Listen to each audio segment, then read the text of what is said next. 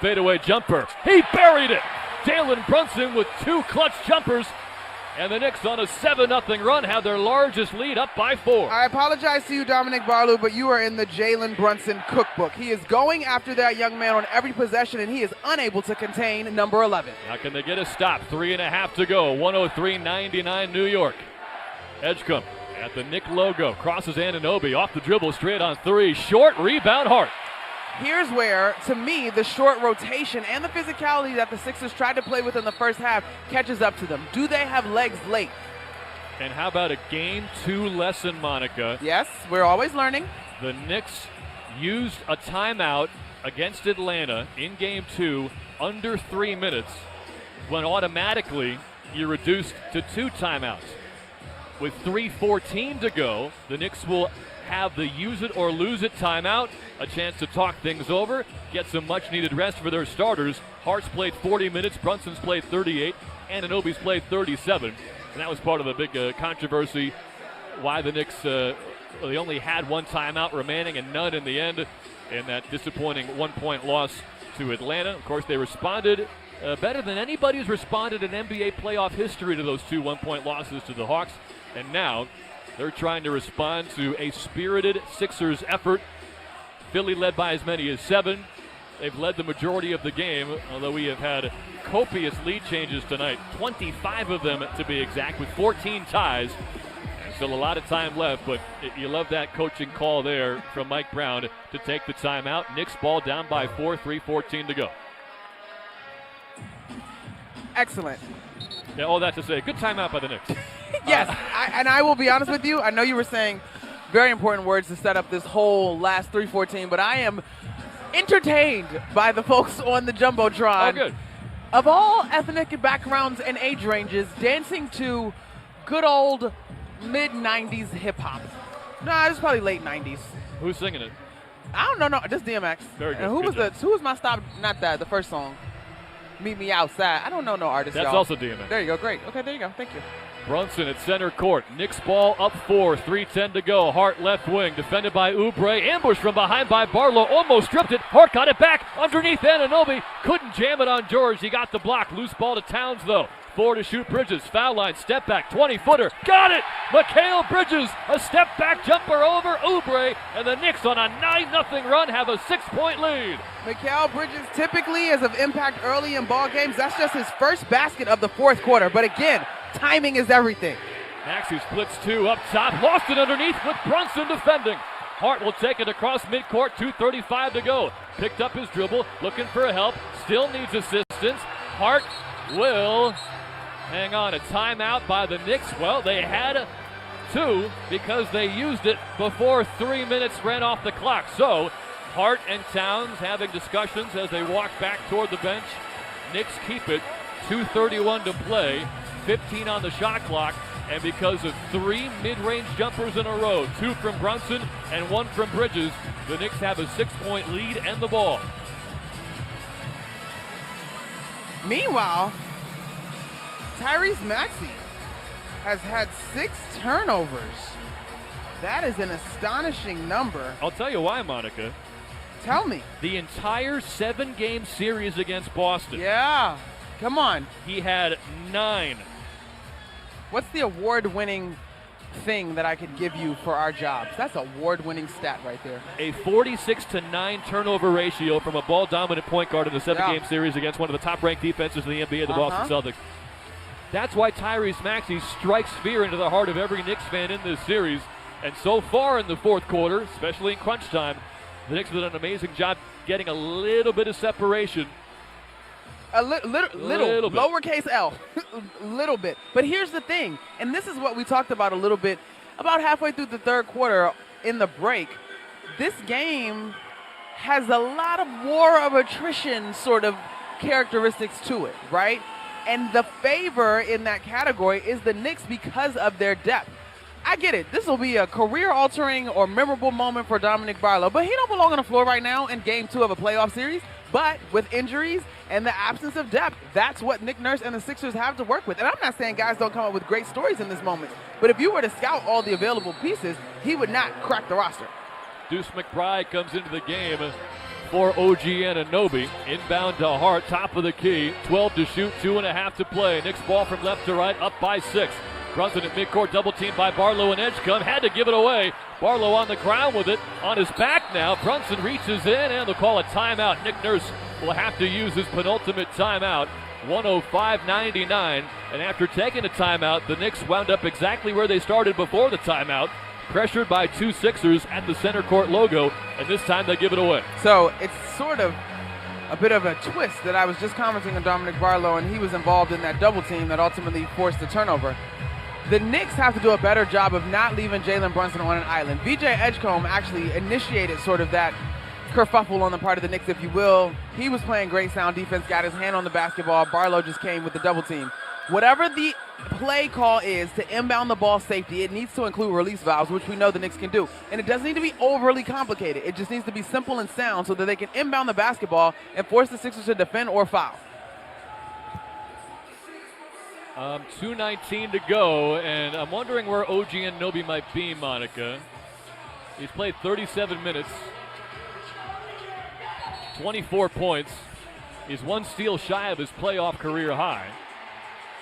But during that last timeout, he came out of the game. And you love Deuce McBride with his two-way ability, but you almost always see Anunoby on the floor in these spots. Trying to get a glimpse at the bench. It's on the opposite side from our location. And the first guy down I see is Landry Shamet, so hoping it's nothing major for OG Anunoby. Yeah, that does seem a little bit odd considering the game that he's having. Now the Sixers have fouls, or excuse me, the Knicks. Both teams have a foul to give, or no. Yep. We have not hit the final 2 minutes yet. 2:14 to go and ticking down. Sixer ball from right to left. 9-0 Knick run up by 6. Barlow dotted line. Forced to pass underneath. Out of bounds off of Oubre's foot. And Monica's on the money. Dominic Barlow, pressed into duty, is not needing the moment right now. Final 2 minutes, fourth quarter. Knicks 105, Sixers 99. Brunson, far sideline, turns back to midcourt, double team, passes Towns left wing, far corner, three-pointer, Deuce McBride, in and out. Rebound George. 1:49 to go. Sixers have life. It's Maxey, top of the key, and a reach-in foul from behind by Bridges before he can start his drive to the cup. Maxey wanted a continuation. No, he wants a take foul, which is not going to happen. Yeah, no such thing in this moment. But now the Knicks do not have a foul to give. Under 2 minutes, 1:47 to go. That was a purposeful foul, though, from Bridges. Otherwise, Maxey had a clear lane to the rim. 6-point lead. Knicks looking for a stop. 100 seconds to go. Maxey up top. Bridges on him. Retreats to midcourt. Left side screen from Barlow. Drives on Towns. In the paint. Hangs in the air. Right hand layup too strong. But a whistle and a blocking foul. And I believe it's on Jalen Brunson, who's trying to draw the charge. On the Maxey attempt or on the putback? We'll see who's shooting to find out who the call was on. If it is in fact Tyrese Maxey, in the second half he has just 4 points. He's 2 of 7 from the field with 3 turnovers. And he's played all but 1 minute in this game. That means with 90 seconds to go, his box score shows 45 minutes played. It's 45 and a half. 1:33 left. Maxey will get 2 free throws. It was indeed on the Maxey shot where Brunson tried to draw the charge. And Maxey sinks the first. I'm not going to lie, since you called it out, I keep trying to find OG Anunoby. I have to assume he's back in the locker room. 105-100. Knicks with the lead.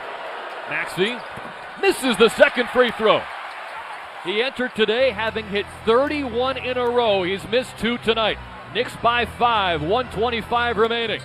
Is the fatigue finally getting to the short-handed Sixers team? Brunson double teamed at midcourt, dribbles out of it to the near sideline, finds Bridges, pressured by Oubre, and he called a foul.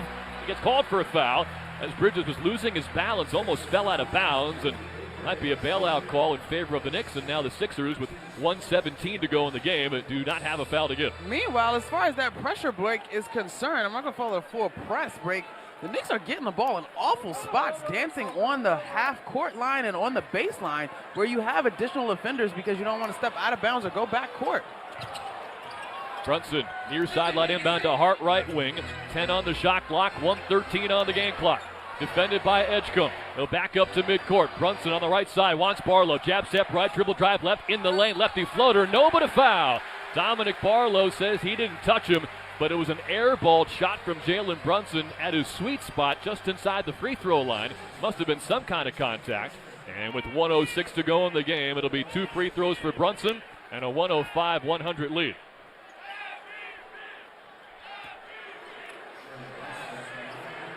Fortunately, as the appropriate chants rang out,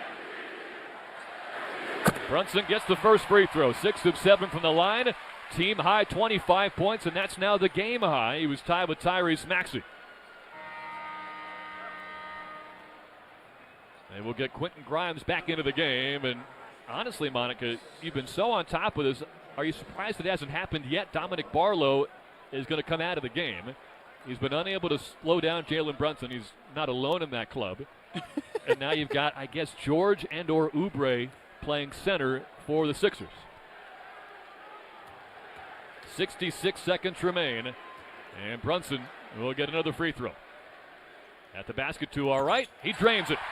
7-point game. Of course, that means it's a 3-possession deficit for the Sixers. Maxey in a hurry. Top of the key, front court left. Leans in, right-hand layup is good around both Bridges and Towns. That was quick. A minute to go. 5-point game. Bridges across midcourt to the far sideline. Sends it near sideline for Towns. Killing some clock. 14 on the shot clock. 49 on the game clock. McBride, right elbow. Backs up beyond the 3-point line. 8 to shoot, 45 to play. George on him. Knicks ball from left to right. Up by 5. Hart left wing. Pump fake. Step back. 3 off the dribble. Short. Rebound. Batted around. Towns almost had it. Oubre got there first. Towns had to be careful. Loose ball foul would have sent him to the free throw line.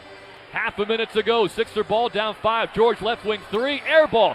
Oubre able to save it. No, he's not. Stepped on the left baseline, and the Knicks will take over. 25 seconds to go, and a 5-point lead here in game 2. Even though Josh Hart didn't get that final 3 attempt, or that last 3 attempt to go, good on the Knicks to avoid turning the ball over or putting themselves in a bad position with the rock. At the baseline left in the backcourt, Hart will inbound. 25.1 on the game clock. Sixers have to think about fouling here, and now with the inbound struggles from Hart, Mike Brown will use his last timeout. It's 107-102 with 25 seconds to go. Knicks with the lead. They can taste a victory and a 2-0 series advantage. But we have seen some wild things in the playoffs when these two teams get together, particularly in Game 2 at Madison Square Garden. So this one's far from over. I could not agree with you more, partner. And so, first of all, step 1 for the Knicks is to inbound the basketball cleanly. The Sixers may, I imagine they're going to play for a quick steal. If they don't get it, they got to start playing the foul game. There's just not enough time. 107-102. The Knicks trailed by 7 early. And right from the first quarter, with Paul George raining in threes, he had 11 of the Sixers' first 13 points. You knew this would be a much different game from the opener on Monday when the Knicks won by 39. So they will not extend their record of being the first team in NBA history to win 3 straight games by 25-plus points. This one, if they can hang on, is going to be a whole lot tighter. But on the road to what they hope is a special season, you got to prove the ability to win in a lot of different ways. Timeout is over. 25 seconds to go. No timeouts left for the Knicks. The Sixers have 1. And we do not have an update yet, I don't believe, on OG Anunoby, who has been out of the game for the past few minutes. Deuce McBride has played well in his stead. And in terms of ball handling in these pressure moments, you might as well have McBride out there either way. Into the front court because of the timeout. Off to our right, far sideline. Foul line extended inbound coming from Josh Hart. He's got Bridges and McBride in the backcourt. Towns in the front court at the far side. Foul line extended. And Brunson to the near sideline. All the way to the backcourt. The inbound from Hart. Bridges has a double team. Midcourt pass to McBride. Now he's wrapped up by Maxey. And Deuce McBride, a 79% free throw shooter during the regular season, will get to the free throw line as Landry Shamet checks into the game. 22.1 seconds remaining. after the 3 longest seconds of the season ticked off the clock. A dangerous cross-court pass, if you will, but the Knicks are fortunate to hold on to it. First foul shot of the playoffs for McBride is good. Not to mention, he's only got 1 bucket in tonight's contest. Landry Shamet coming into the game for defense. Karl Anthony Towns is out. Of course, the Sixers need a 3, so no need for a center, as Towns gets a warm ovation from the Garden crowd. 20 points, 10 rebounds, 7 assists. Second free throw for McBride. Back rim, still a 2-possession game, 22 seconds left. 108-102, Knicks by 6. Maxey right wing, Brunson's on him, step back, far corner 3, short. Rebound Brunson, shot clock is off, he'll race to the front court. Maxey's got him hip to hip. Far corner, Brunson spins away from pressure at the foul line. Now he retreats to midcourt, and the Sixers will not foul. The Knicks took Philly's strongest punch here in Game 2, but Jalen Brunson, one of the best clutch players in NBA history, he had more in the tank down the stretch. And with a 108-102 victory, the Knicks have taken Game 2 and a 2-0 lead in the Eastern Conference semifinals. It was a complete team effort tonight, but that fourth quarter was truly a differentiating window of time. You look at Karl Anthony Towns with 9 boards in the fourth. That was huge. 8 points from Jalen Brunson in the fourth. That was also huge as the Knicks get out of this one with a very, very close win. Now time for sweet victory moment of the game, brought to you by Calandre's Bakery. It has to be when the Knicks finally took a lead in this one, a 2-possession lead, I should say, on Jalen Brunson's basket in the paint. Captain Clutch showing why he won such an award yet again. That was your sweet victory moment of the game, brought to you by Calandre's Bakery. Calandre's Bakery, just 4 simple ingredients and still made by hand since 1962. Available fresh daily at your local supermarket. The shorthanded Sixers, yes, for most of the night they played better, especially on defense without Joel Embiid. But in foul trouble and heavy fatigue, they had to bring in Dominic Barlow, and Jalen Brunson, well, he took him to school for 2 clutch and eventually game-sealing buckets down the stretch. Mikal Bridges also had a late dagger, and with the Knicks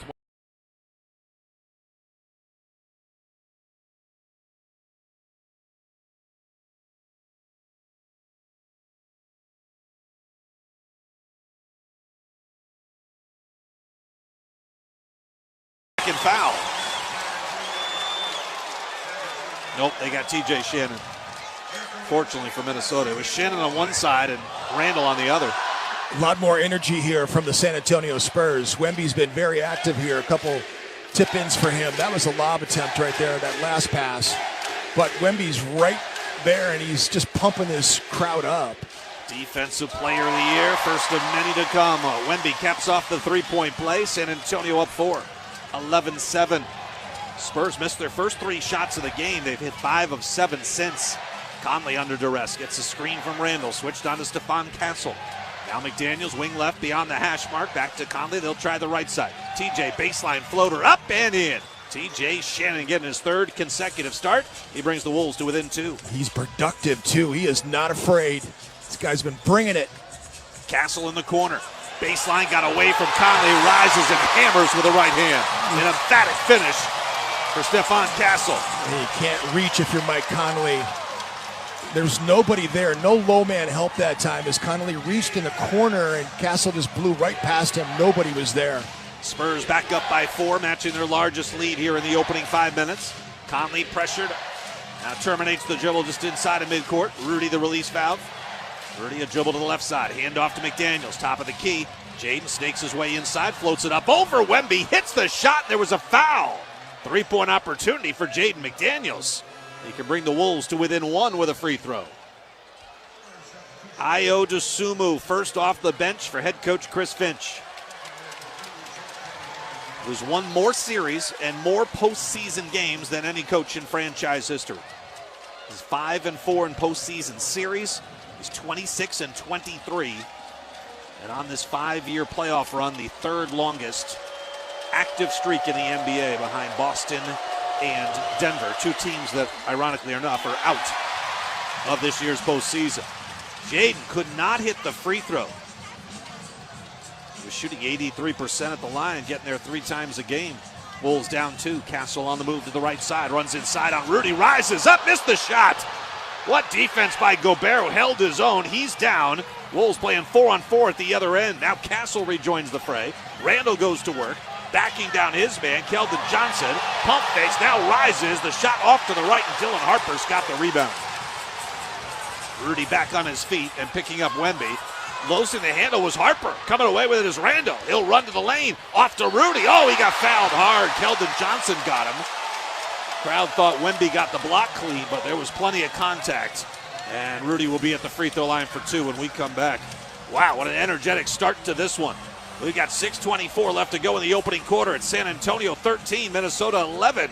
You're listening to Game 2 of the second round of the Western Conference semifinals on the Timberwolves Radio Network. Got a young hooper at home? Timberwolves and Lynx summer basketball camps are back with locations across the metro for boys and girls entering 3rd through 6th grade. Each camper gets a t-shirt and 2 tickets to a Lynx game. Register your child now at TimberwolvesBasketballAcademy.com. Splash, splash, splash, apply a little splash. When your windshield's getting dirty, just apply a little splash. When your windshield's full of grime, bugs, dirt, and snow, just use a little splash and be safe on the road. Splash, splash, splash, apply a little splash. When your windshield's getting dirty, just apply a little splash. See safely on the road when you apply a little splash.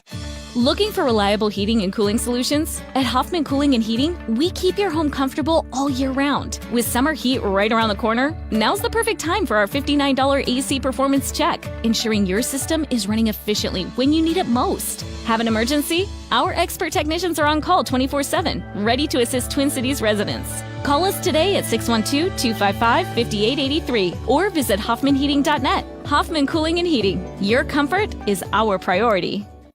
What's the difference between banks and a credit union like Wings? One word: ownership.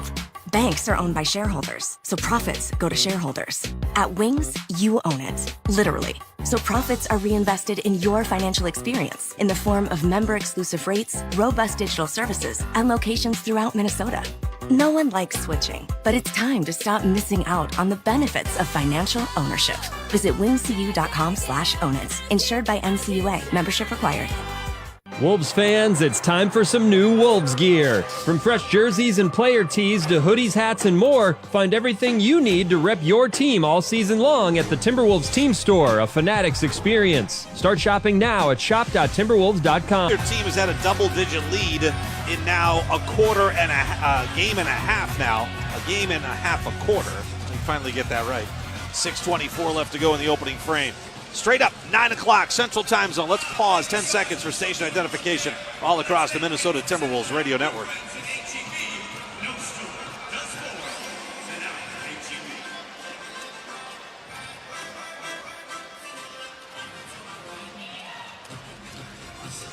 Timberwolves down by 2 here, midway through the opening quarter. Ayo Dosunmu back on the floor. Anthony Edwards not yet making his first appearance of the game.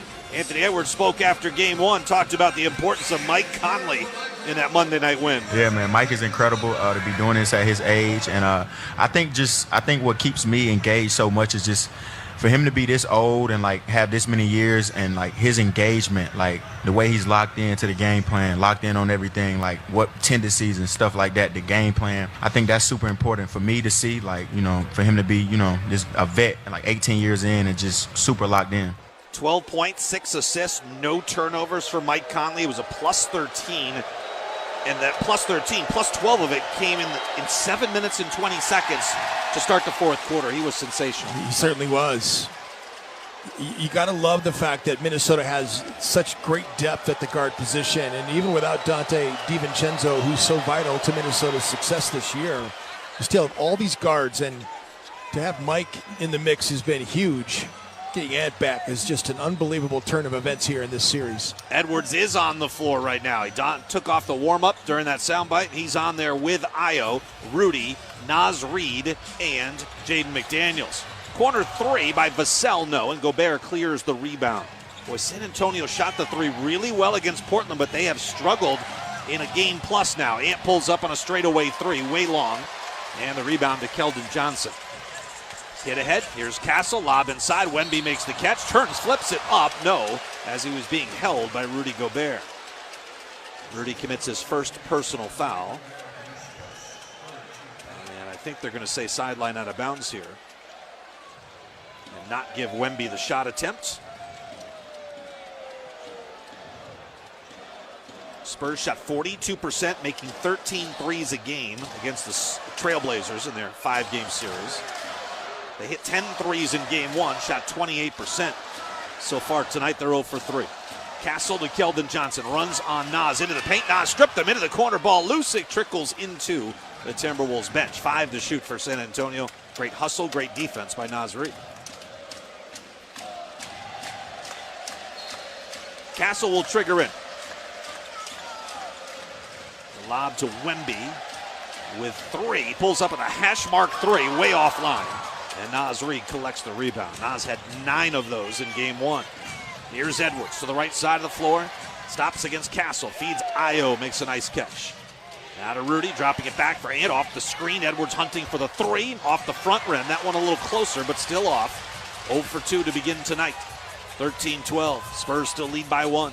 Right side, Dylan Harper. Had a big game off the bench in game one. Feeds Vassell. Right side 3. That clangs off the back iron. Nas Reed another rebound. 5 to go here in the opening quarter. Number 5's got it. Anthony Edwards, a left-handed dribble to the elbow. Now in the paint, got stripped. Rudy scoops up the loose ball. Out to Ayo Dosunmu. He'll drive down the lane. His floater short. Rudy offensive rebound. Oh, the putback. He tried to grab it and scoop it off the glass for 2. It rolled off the rim. Castle back the other way on the hunt. Runs it up in the paint. In and out, no. Gobert another rebound. Good outlet to McDaniels. Jaden picked up at the three-point line. And now Nas Reed on the run, beats Vassell, runs it up over Wemby and hits it off glass. What's great about that play is that Rudy Gobert is doing a great job of engaging Wembanyama, not letting him go to shot block. Castle against McDaniels inside. Wow. No, finally a whistle is called. It'll go against Jaden McDaniels. But Castle looked like he was using the off arm a bunch. Then Jaden may have gotten him. It was a lot of contact both ways. Certainly was. The coaching staff all exploded off the bench. They were looking at something else that happened as well. I didn't quite see it, but that exchange between Stephon Castle and Jaden McDaniels definitely was significant. First personal foul on Jaden McDaniels. It comes with 4:24 to go in the opening quarter. Jaden has gotten himself into foul troubles. The first free throw is good for Castle. So in the last 4 games, Jaden's committed 19 fouls, 5, 4, 5, and 5. 3 times in the last 4 games, he's picked up 2 in the opening quarter. Twice in the last 4 games, he's got 3 in the first half. Castle trying to go 2 of 2 at the stripe. He takes the second one, and it's a 15-14 San Antonio lead. Here comes Ant up in the front court left side with 4:20 left to go opening quarter. Working against Castle to the baseline. Ant with it, sees a double. Out to Rudy Gobert, sets up Nas Reed. Nas was trying to drive, he got cut off by Keldon Johnson. Handoff to Ant, he'll just rise up, left side triple, that's no good. Ant's 0 for 3 shooting with a turnover. There's Keldon Johnson on the move, drives in, runs into McDaniels, runs up the shot, no, and Jaden collects the rebound. Spurs by 1 as Ayo snakes his way to the right side of the floor. Now sets up the offense. Jaden McDaniels left side off the Gobert screen. He's going to pop on a 3. That's off front rim, no. And a loose ball foul against the Spurs inside with Wemby off the floor. Rudy Gobert got fouled. Stephon Castle picks up the foul. That's the first on Castle. And again, he fouled out in game 1. 6 fouls in just 28 minutes. So with Wemby off the floor in game 1, the Wolves won those minutes. They were a +7 when Wembanyama was off the floor. When Wemby was on, Spurs were a +5. Here's Ayo off the screen by Rudy. Off of the window and off the iron, no. Missed that one really badly. The Wolves are 0 for 6 on their triple tries. Both teams have not been shooting the ball particularly well in this game. 0 for 11 combined between the two. Keldon Johnson makes it 0 for 12. Each team's 0 for 6. Spurs are shooting 35%. Minnesota matching them exactly at 35.5. It's incredible. Both teams 6 of 17 from the field and 0 of 6 from deep. Edwards with it. One-on-one here against Fox. Backs him down. Free throw line. Hezzy now will rise. That jumper offline. Rudy offensive rebound. Putback may have gotten knocked away by Cornette. Loose ball scooped up, and Keldon Johnson controls for San Antonio. Up top, here's Dylan Harper on the attack. Spins in the paint, now fades from 7 feet. It rolls around and drops in. Anthony Edwards is doing exactly the opposite of what he did in game one. He's hunting shots, and he's hunting bad shots. He's been taking contested threes. That last 2-point shot he took was very contested, difficult shot. He's not moving the basketball at all here. No, there's 1 and 0 pass possessions. I mean, his first touch was a shot. Like, he went 5 minutes into the game when he was in before he even shot the ball in game 1. Yeah, he's already taken 4 shot attempts, and I don't think any of them were good shots. Nope, in 3 minutes of play. Timberwolves still within 3. It's 17-14. There's 2:53 left to go in the opening quarter. We step aside here in game 2 on the Timberwolves Radio Network. No matter how you drive it, there's a Ford for you. On the work site or out in the town, F-Series trucks provide power and toughness when you need it most. It's what makes them the best-selling trucks in America for 49 years. When adventure calls, the Bronco family always answers. That's because they're made for the great outdoors. With a flexible interior, the Ford Explorer adapts towards your needs. Visit your local Northland Ford dealers to find the perfect Ford for you. Plus, a great offer to go along with it. Based on 1977 to 2025 CY industry reported total sales. At Target, we're home court advantage for the hometown sports fans. And with the Timberwolves season in full gear, we're here to help you gear up and make your game day prep a slam dunk. Hear that? That's what you call a buzzer-beating three-pointer for the win. Time to dish up your famous nachos or put a full-court press on some jalapeno poppers. Then serve up some sweet desserts to celebrate the W. However you do game day, we're here for it at Target and Target.com. Cal Soderquist from our NBA Tonight studios. Time for a scoreboard update. One game earlier this evening, the New York Knicks back in action at the Garden hosting the Sixers. Game 1 between these two teams on Monday was all New York. An absolute rout. They were up comfortably at the half. They cruised to a 39-point victory. Game 2 tonight, much, much different. Neither team built a lead larger than 7 points. We had 25 lead changes, 14 different ties. Sixers held on to a lead after the first 3 quarters, but the Knicks put together a late run in the fourth that allowed them to once again come away with the victory. Brunson at center court. Knicks ball up 4, 3:10 to go. Hart left wing, defended by Oubre. Ambush from behind by Barlow. Almost stripped it. Hart got it back underneath Anunoby. Couldn't jam it on George. He got the block. Loose ball to Towns, though. 4 to shoot. Bridges. Foul line. Step back. 20-footer. Got it! Mikal Bridges. A step back jumper over Oubre. And the Knicks on a 9-0 run have a 6-point lead. That 9-0 run, the largest from either side, and the Knicks, although taking much more of a punch from the Sixers, they hang on. They hold serve on their home floor in each of these first 2 games. Tonight it was a 108-102 victory. Jalen Brunson, 26 points. OG Anunoby added 24, and our old friend Karl Anthony Towns, 20 points, 10 boards, 7 dimes. So New York, the 2-0 lead in the series. Game 3 from Philly, set for Friday night. Let's get back to San Antonio. Alan Horton and Jim Peterson. All right, Cal, thank you very much. A little surprised. The Knicks have been able to go up 2-0 against a Philly team that started to play really well toward the end of that Boston series. Joel Embiid is impaired, obviously. His knee and ankle problems, like he's just not right, and so he didn't play in game 2. And, you know, the Knicks really caught a rhythm, Alan, against the Atlanta Hawks, and what worked for them. Playing through Karl Anthony Towns to the top of the floor. He's been a big-time hub, and he's done a great job of transforming that team. They really figured out how to play against the Atlanta Hawks. 4 series left in the NBA playoffs. The Wolves, the only road team to pick up a win in game 1. Out of the timeout, the Wolves will bring it up left to right. They've got Ant, TJ, Nas, Rudy, and Ayo Dosunmu. Left to right across your radio, trailing by 3. Two teams have combined to shoot 2 for 17 from the field over the last 3.5 minutes. Nas trying to change that. Baseline drive, he got it knocked away. Scooped up by Dylan Harper. Here comes De'Aaron Fox. Lowers the shoulder lane. He lost it, but a whistle and a foul. They're going to get TJ Shannon for his 2nd personal foul. But they do a great job of having active hands, and they are always stripping at the basketball when Minnesota's penetrating. Nas has lost the ball a number of times so far in these first 2 games. Just got stripped on that last possession. Probably got stripped 2-3 times in game 1.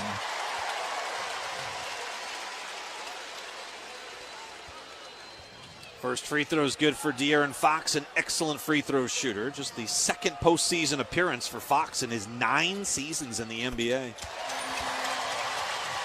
Sacramento, he made it once back in the 2023 postseason. They lost 4 games to 3 to Golden State. Now back in his hometown, San Antonio. Runner across the lane, that's no good for Anthony Edwards. He's 0 for 5 shooting. Here comes Fox back the other way. Against Ayo in the paint, fades on the jumper. It's no good. Naz Reid secures the rebound. Fox is not from here. His wife is from San Antonio. He's from New Orleans. 1 year at Kentucky. Naz got it knocked away at midcourt. And it's out of bounds. They're saying Naz threw it out. He's saying it got deflected. Mitchell Irvin is saying it did not get deflected. Naz always feels like he has to argue lobby his the call every time. Just go from one ref to the next. 5-point Spurs lead. This is their largest of the game thus far. Under 2 to go, opening quarter. Fox off the Cornette screen into the paint. Cornette sets it a legal screen, and Fox got his shot knocked away. It goes off him, out of bounds. Well, Ayo blocked it. He blocked the shot attempt and then hit it off of De'Aaron Fox, who was falling down at the same time. Great play by Dosunmu. Ayo's defense has been really so good in the postseason. He's holding opponents to 34% shooting. Here's Shannon on lob to Rudy. A little bit of a line drive, not a lot of touch on that pass. Rudy got a hand to it, but didn't have a chance to finish it off. Wolves has still only put up 14 points. They're shooting 29%. They're only down by 5. Harper with it up top against TJ Shan. Little shake and bake to the baseline, a double clutch. That shot hits the front rim, no, and Naz Reid's got another rebound, his 4th of the game. Cross court, here's TJ, 1:12 to play. They get it to Ant against Champagny. A double comes, the inside Rudy, pivots, kicks out to the right side. Naz on a run inside, floats it up, over Cornette, no. And Keldon Johnson's got the rebound. The Wolves are down to 27% shooting. Here's Fox with 55 seconds to go first quarter. Off the Cornette screen, top of the key. To the free throw line now out right side. Here's Dylan Harper on the attack. Spins away from Ayo. Finds Cornette in the dunker spot, who takes a step and dunks it with 2 hands. Luke Cornette gives the Spurs a 7-point lead. They are on an 8-0 run. 38 seconds left. TJ on the run. Attacks Cornette. Gets his shot rejected out of bounds. So that's the 4th time TJ has gotten a shot blocked in this series so far. 3 in game 1, as Wemby got credited with 12 blocks, an NBA postseason record. Wolves have 12 to shoot. There's 34 seconds left to go in the opening quarter. Edwards triggers in. Rudy B on the arc, handoff to Ant, takes the dribble, fires on the 3 and hits it. So finally Anthony Edwards gets on track after missing his first 5 shots. Timberwolves back to within 4. Fox will jog it up the center of the floor. There's a 6-second differential, game clock, shot clock. Wolves do not have a foul to give, neither do the Spurs. Here's Fox off the Cornette screen, snakes his way to the elbow, now the mid post on the left side. He's got Rudy on him, pulls him out to the perimeter, steps back on the 3, halfway down, popped out, and then popped back in. Fox hits the 3, Spurs by 7. 5 seconds left to go in the quarter. Naz Reid off to Ayo Dosunmu on the right side, steps through baseline, shot blocked out of bounds by Keldon Johnson. He's all hyped up, he runs into the crowd. The horn has reached triple digits, and the Wolves put up 17 points in the opening quarter on 28% shooting, 1 of 7 from distance, and 5 turnovers. The good news, they're only down by 7. We're headed to the second next in San Antonio in Game 2 on the Minnesota Timberwolves Radio Network. At U.S. Bank, when they say they're in it with you, they mean it. Not just for the good stuff, the grand openings and celebrations, although those are pretty great, but for all the hard work it took to get there, the fine-tuning of goals, the managing of cash and workflows, and decision-making. They're in to help you through all of it, because together they're proving day in and day out that there is nothing as powerful as the power of us. Visit usbank.com to get started today. Equal housing lender, member FDIC, copyright 2024 U.S. Bank. The trees are back, Wolves fans. Celebrate the return of one of the Timberwolves' most iconic looks with fresh gear. Court into the front court and tracks it down. He's alone to the rim. Look out elevate and detonate. From the tree-trimmed collar jersey to fresh classic edition apparel and accessories, the Timberwolves team store, a Fanatics experience, has everything you need to rep the trees. 13-7 and Target Center is rocking and rolling. Shop the new classic edition collection now at shop.timberwolves.com. It's playoff basketball. You got to do a little bit of everything. The intensity levels are at an all-time high. These are the NBA playoffs. Every team looking to make a run. This is incredible. Every player looking to make history. Give me all you got. Let's go. So tune in because this is going to be unbelievable. This is exactly what we want. The NBA playoffs presented by Google continue on ABC, ESPN, NBC, Peacock, and Prime. As a business owner, you understand the importance of protecting your reputation, workplace, employees, and financial assets. Our team is ready to help yours by creating a custom lineup of industry-specific coverages and risk management service to help you stay at the top of your game. Contact your local Federated representative for more information today. Federated Insurance. It's our business to protect yours. Rated A+, superior by 17 points, 28% shooting, 1 of 7 from deep, 2 of 5 at the free throw line. Add in 5 turnovers, that equals a 63 offensive rating. That is slightly below anywhere close to good. I see 6 turnovers, so I mean I don't know what the stat sheet is showing. I'm reading off it here. Isn't that funny? Well, maybe courtside's wrong, but and Minnesota missed 15 of their final 17 shots. Yet they're still only down by 7. It's incredible. They've defensive rebounded the basketball pretty well. They've not given up a ton of second shot attempts. San Antonio has 1 hoop in second chance variety, but Minnesota has not run good offense. The spacing's not been great. You have to give San Antonio a little bit of the credit because they've extended their defense, and they're making it difficult. When Rudy's at the top of the floor trying to find somebody to hand it off to, there's a spur in the cut of every player that's coming for a handoff. It's frustrated Minnesota, and then when they have gotten clean looks, they've not been able to knock them down. But Anthony Edwards did not come with the same mindset that he did in Game 1. He came in, eased himself into the game, didn't take his first shot for 5 minutes, but in this one, he took 4 bad shots in the first 3 minutes he was in the game, and it really kind of set Minnesota back. You're looking for a punch from your bench. So Ant goes 1 of 6, Ayo goes 0 for 3, Naz Reid 1 of 2. So it's not been good offense here for Minnesota. 2 of 11 for your bench coming off for Minnesota. Spurs defense, we didn't see it in Game 1. We're seeing a different Spurs defense in Game 2. They were 3rd best in the regular season. Here's Jaden, a crossover, a drive on Champagny. He'll float it up and hit. Maybe we just had to get through that first quarter. Jaden gets the Wolves to within 5 here. And also, Rudy's off the floor now, so Minnesota has shooters all over the floor. It's going to occupy Victor Wembanyama on the perimeter. Wemby is out there. Julius Randle aside to him. Julius held him to 4 of 10 shooting in his minutes in Game 1. Here's Wemby against Randle. Spins in the lane up with a right hand and scores it relatively easy because of that 7'6" frame and that length, that reach. I mean, he basically just dropped that in over the cylinder, and he was 5-6 feet away from the rim when he started. Here's Jaden on a drive and got called for a travel. You better have a plan if you're going to put the ball on the deck and go to the rim. If Victor Wembanyama is sitting there waiting for you, you've got to have a plan. You've got to use your peripheral vision to see where the open shooters might be. Minnesota said they were going to keep on attacking. We haven't really seen that in this game. It is. They did have 6 turnovers in the opening quarter. Now they've got 7. Here's Fox on the penetration out to Champagny wing left. Now baseline Keldon Johnson muscles it up. Got his shot blocked. McDaniels rejects it. It's out of bounds. They'll say, well, Scott Foster initially said San Antonio ball, but I think they're going to say Minnesota ball. Yes, they are. Yep, Scott Foster went over to Mitchell Irvin and I think just told him what he was going to do. I don't think he was interested in what Mitchell Irvin had to say. I think you're right. Because he was already saying, I think it's on me. I think it was on me. He taps his chest. Well, then why are you going to talk to him in the first place? 26-19, 7-point Spurs lead. Wolves with it, left to right here. Jaden, little fake, a shimmy into the paint on Castle, runs up the shot. That rolls off. Wemby just flat-footed, waits for it to come down to him. Flat-footed, basically took it off the rim. There's Castle with it up top. Left side Fox. Inside Wemby, quick move on McDaniels, missed the layup, grabs his own rebound and puts it back up and in. 9-point deficit. This is the largest lead the Spurs have had in the series. Nas left corner. Wemby's on him. Pulls up on the three and hits it. Wow. Big time shot by Nas Reed with Wemby right on him.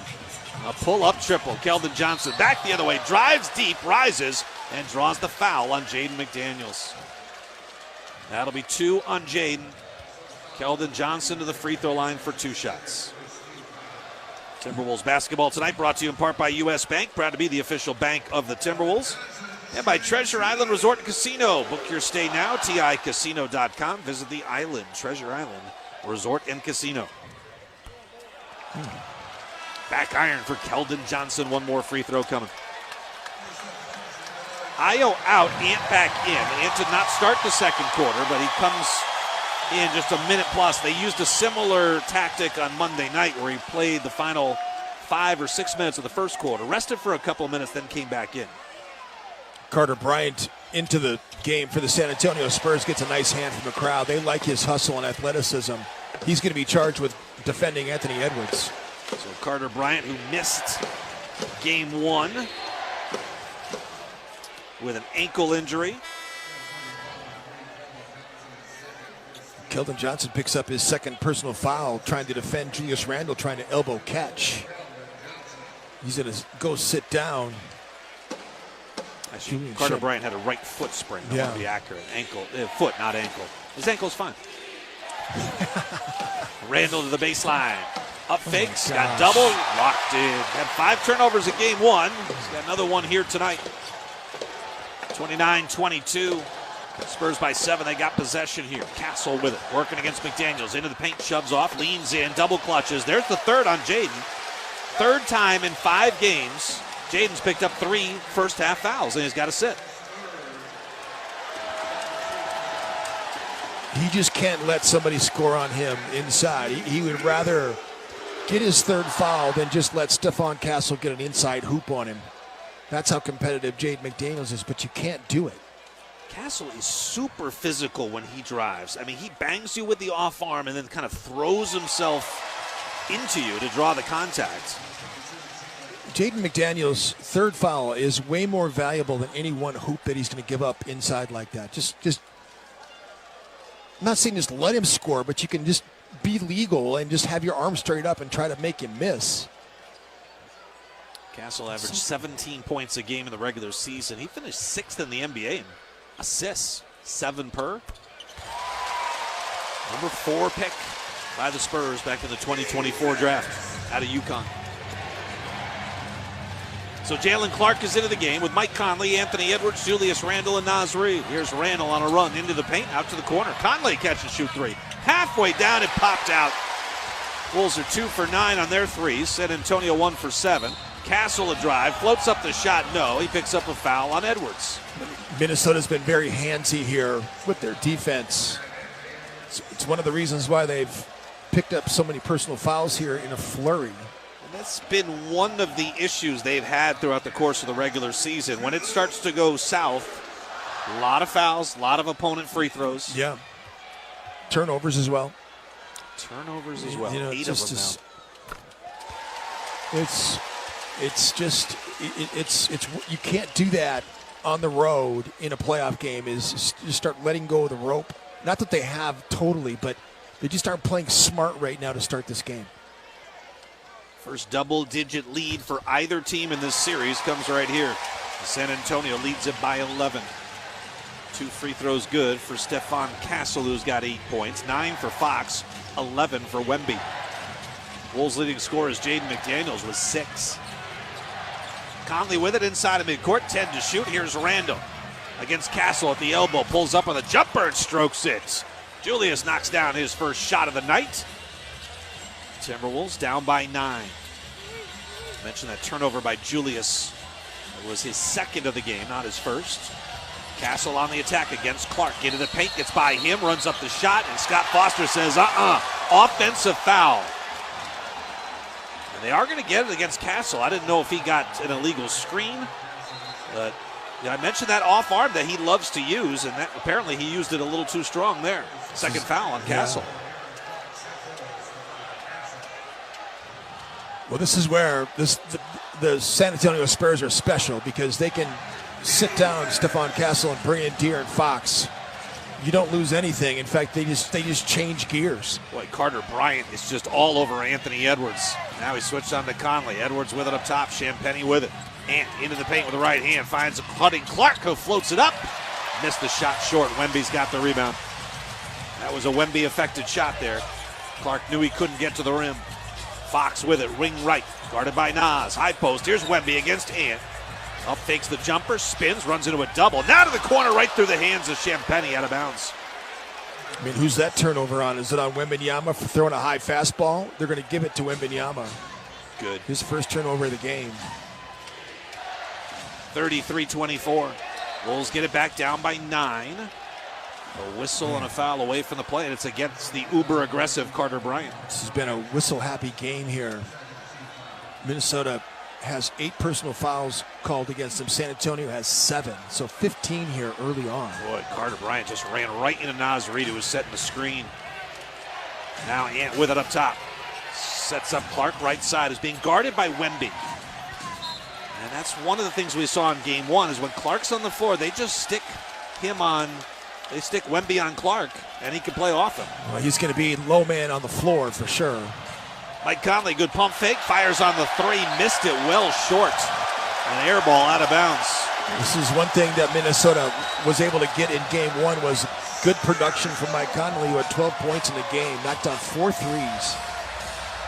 With that 4 for 7 performance in game 1, Mike was shooting 58% over his last 11 games going back to the regular season. Fox fires a 3. That is good. We have a foul away from the play on the Spurs. And again, it's Carter Bryant who just can't contain himself out here. The shot went down and was taken before Carter Bryant shoved Anthony Edwards. 36-24. Excuse me, he shoved Mike Conley to the floor. Pretty blatant shove right in the back, too.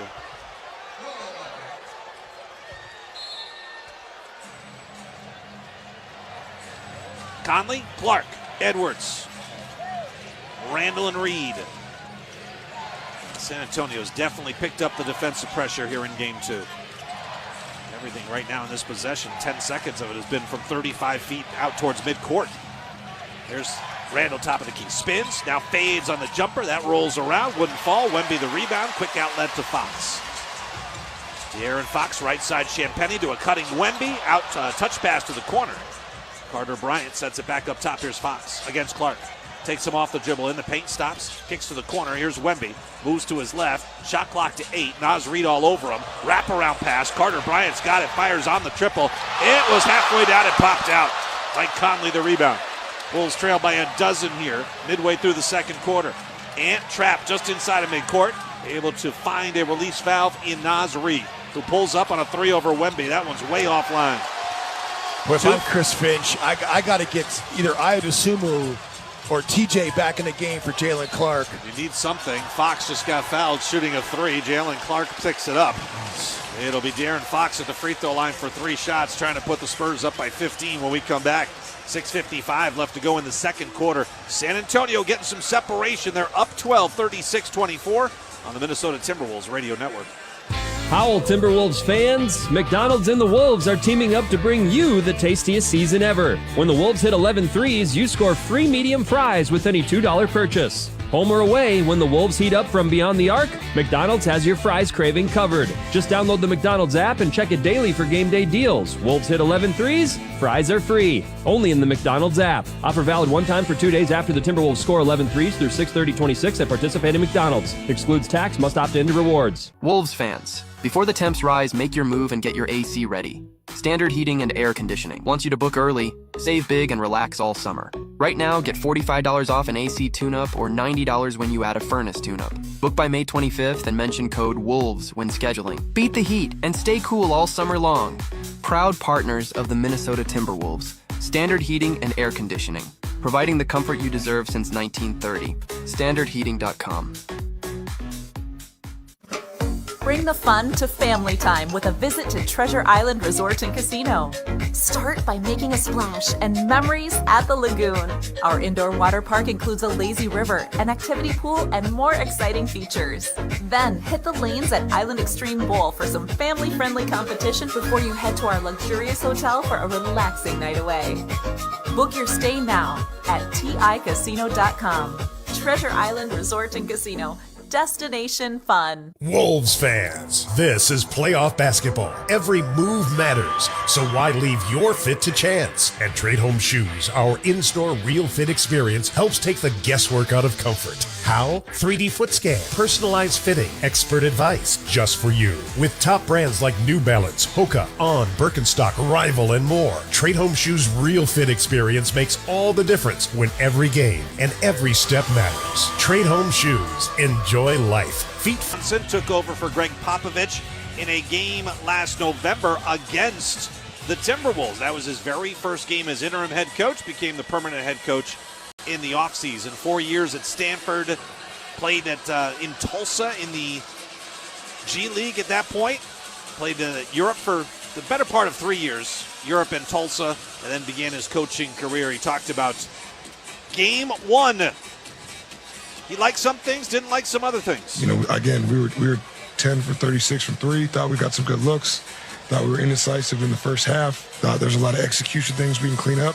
I thought Minnesota did a great job, and so they participated in all those things I just said. And we had 7 guys in double figures still with the shooting from the three like that, which some of our guys are more dependent at times of the three. Victor and De'Aaron were 0 for 12. I got to watch them back, but at the moment I felt like they were all rhythm good shots, and I trusted they'll make shots. And had they made one more shot at the end of game one, they would have come away with the win. And it just completely, it's amazing how one shot could just change the narrative completely of this series for both teams. Certainly is. We were talking about that before the game. How different would we feel had Champagne's shot gone in, or just one more of those Wemby threes? 0 for 8 in game one, and Wemby is 0 for 1 here tonight. I feel like that one was like a late clock situation where he had to hoist it. It was unbelievable as De'Aaron Fox missed the first of 3 here. It was unbelievable that neither coach took a timeout end of game situation in the last 2 minutes of that game. Both coaches had 2 timeouts left. It is so rare. I couldn't even tell you the last time I think that happened in a close game for neither team to use them. I mean, the Spurs got possession of the basketball end of game with just over 7 seconds to go. So Carter Bryant almost hits 2 out of 3. He's being an absolute pest out there. He runs to Anthony Edwards here. So the Wolves are down by 14 points, largest deficit of the game. Randall swings the arms through and he draws a foul on Harrison Barnes.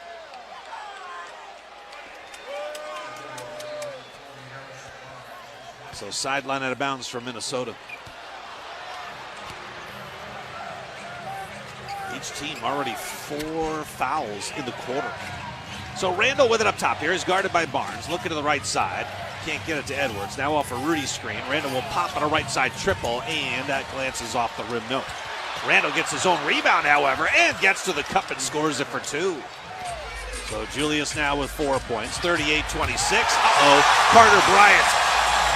And a secondary break attacks the rack and finishes strong with 2 hands. He can do that.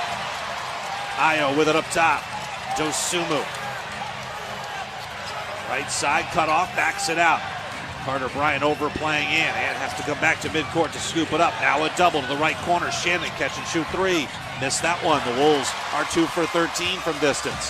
Harrison Barnes hit ahead. Here's Devin Vassell up the left wing right in front of head coach Chris Finch. Wemby now with it. He'll take a deep 3. Left angle and drain it. And that's where he was shooting from. I was telling you, I was watching him warm up, and he was draining shot after shot from that very spot. That's close to 30 feet out. Runner by Ayo. That's no good. Wemby affected the shot, snares the rebound. Wolves are down by 17 as Wembanyama has it up top against Rudy Gobert. Fans are on their feet. Wemby with a spin move. The fake back to the right side. Pulls up on the jumper. No. Wolves have the rebound.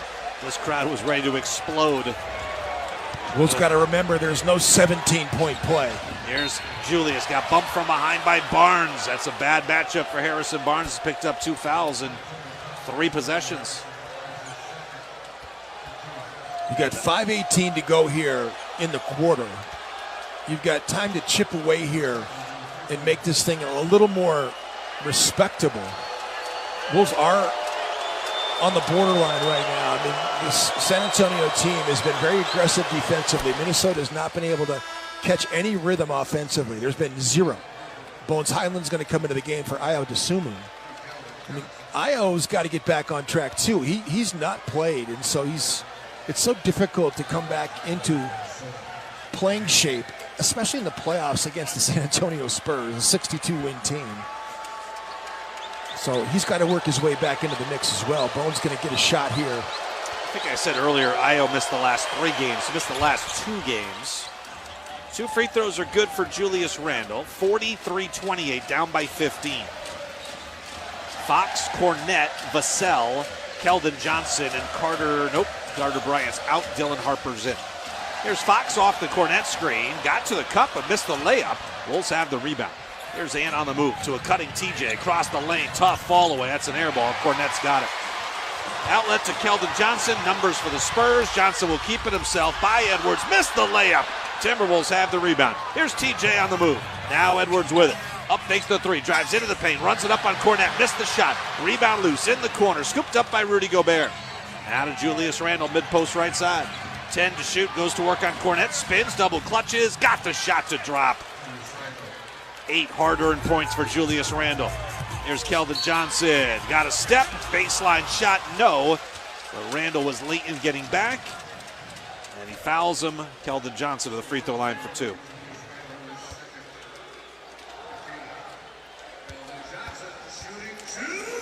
Minnesota's had tunnel vision in this game, too. I mean, Julius Randle is catching every possession.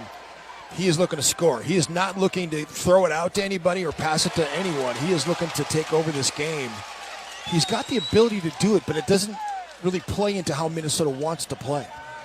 First free throw is good for Keldon Johnson. You know, part of that is that the others so far in this matchup have not been able to operate in this game. San Antonio has put a tremendous amount of pressure on Minnesota. Even Anthony Edwards has not been able to get things going as they miss the second free throw, but get the rebound back. Stephon Castle tracks it down. Castle steps through in the lane, drops it back out. Here's Devin Vassell, runs away from Edwards, floats it up, the shot, no. Bones Highland with a rebound. They have dodged some bullets here, haven't they? San Antonio's missed some shots they shouldn't. Down by 14, they go inside to Randle. He's trapped along the baseline with 2 defenders on him, tries to fire it off Cornette. It stays inbounds, the Spurs have it, they're running, lob to the rim. Harper couldn't finish it off, but the rebound comes out to the corner, Devin Vassell with it. Now Harper against Rudy Gobert, takes him off the dribble, driving in, floats up the reverse, no good. Timberwolves escaping damage once again. Here's Edwards, right side. Just going one-on-one. Drives in, up off glass. Got it for 2. That was a great change of direction move. Left-hand dribble to the middle of the paint and then sliding to his right to lay it in. Keldon Johnson. They are killing Minnesota after makes. Easy layup. And with 3:38 left, the Wolves are down by 14 here in the second quarter. They are getting it back in bounds right away after a Minnesota make and running it right down their throats. TJ Shannon down the lane. The lob to Rudy. Boy, it looked like he got fouled by Cornette. The ball comes out to the corner. Randle fires a 3. He misses that. 0 for 2 from distance. The Wolves 2 for 14 on their 3s. Castle nearly threw it away, but it's deflected out to the perimeter. Cornette controls. Castle up top off the Harper screen. Now guarded by Bones Highland. Castle likes the matchup, one-on-one. The crossover into the paint, stop and pop, pull up 8-footer, nothing but net. 50-32, check that, 48-32. Wolves are down by 16, Chris Finch calls a timeout. 3 minutes left to go here in the first half. Spurs are rocking and rolling here in quarter number 2. They're up 16 on the Minnesota Timberwolves radio network. Wolves fans, listen up. Pilot Games and your Minnesota Timberwolves just dropped the ultimate fan experience, the ETAB game, Let's Go Wolves. Play it right now at your local bar and chase massive prizes while you soak up every Wolves slam dunk and three-pointer. What a win this is going to be! Best part? Every play powers local charities, so you're winning for the team and your community. So get out there, play, and show your Wolves pride. Brought to you by Pilot Games. Let's go Wolves. What's the difference between banks and a credit union like Wings? One word: ownership. Banks are owned by shareholders, so profits go to shareholders. At Wings, you own it, literally. So profits are reinvested in your financial experience in the form of member-exclusive rates, robust digital services, and locations throughout Minnesota. No one likes switching, but it's time to stop missing out on the benefits of financial ownership. Visit wingcu.com/own it. Insured by NCUA. Membership required.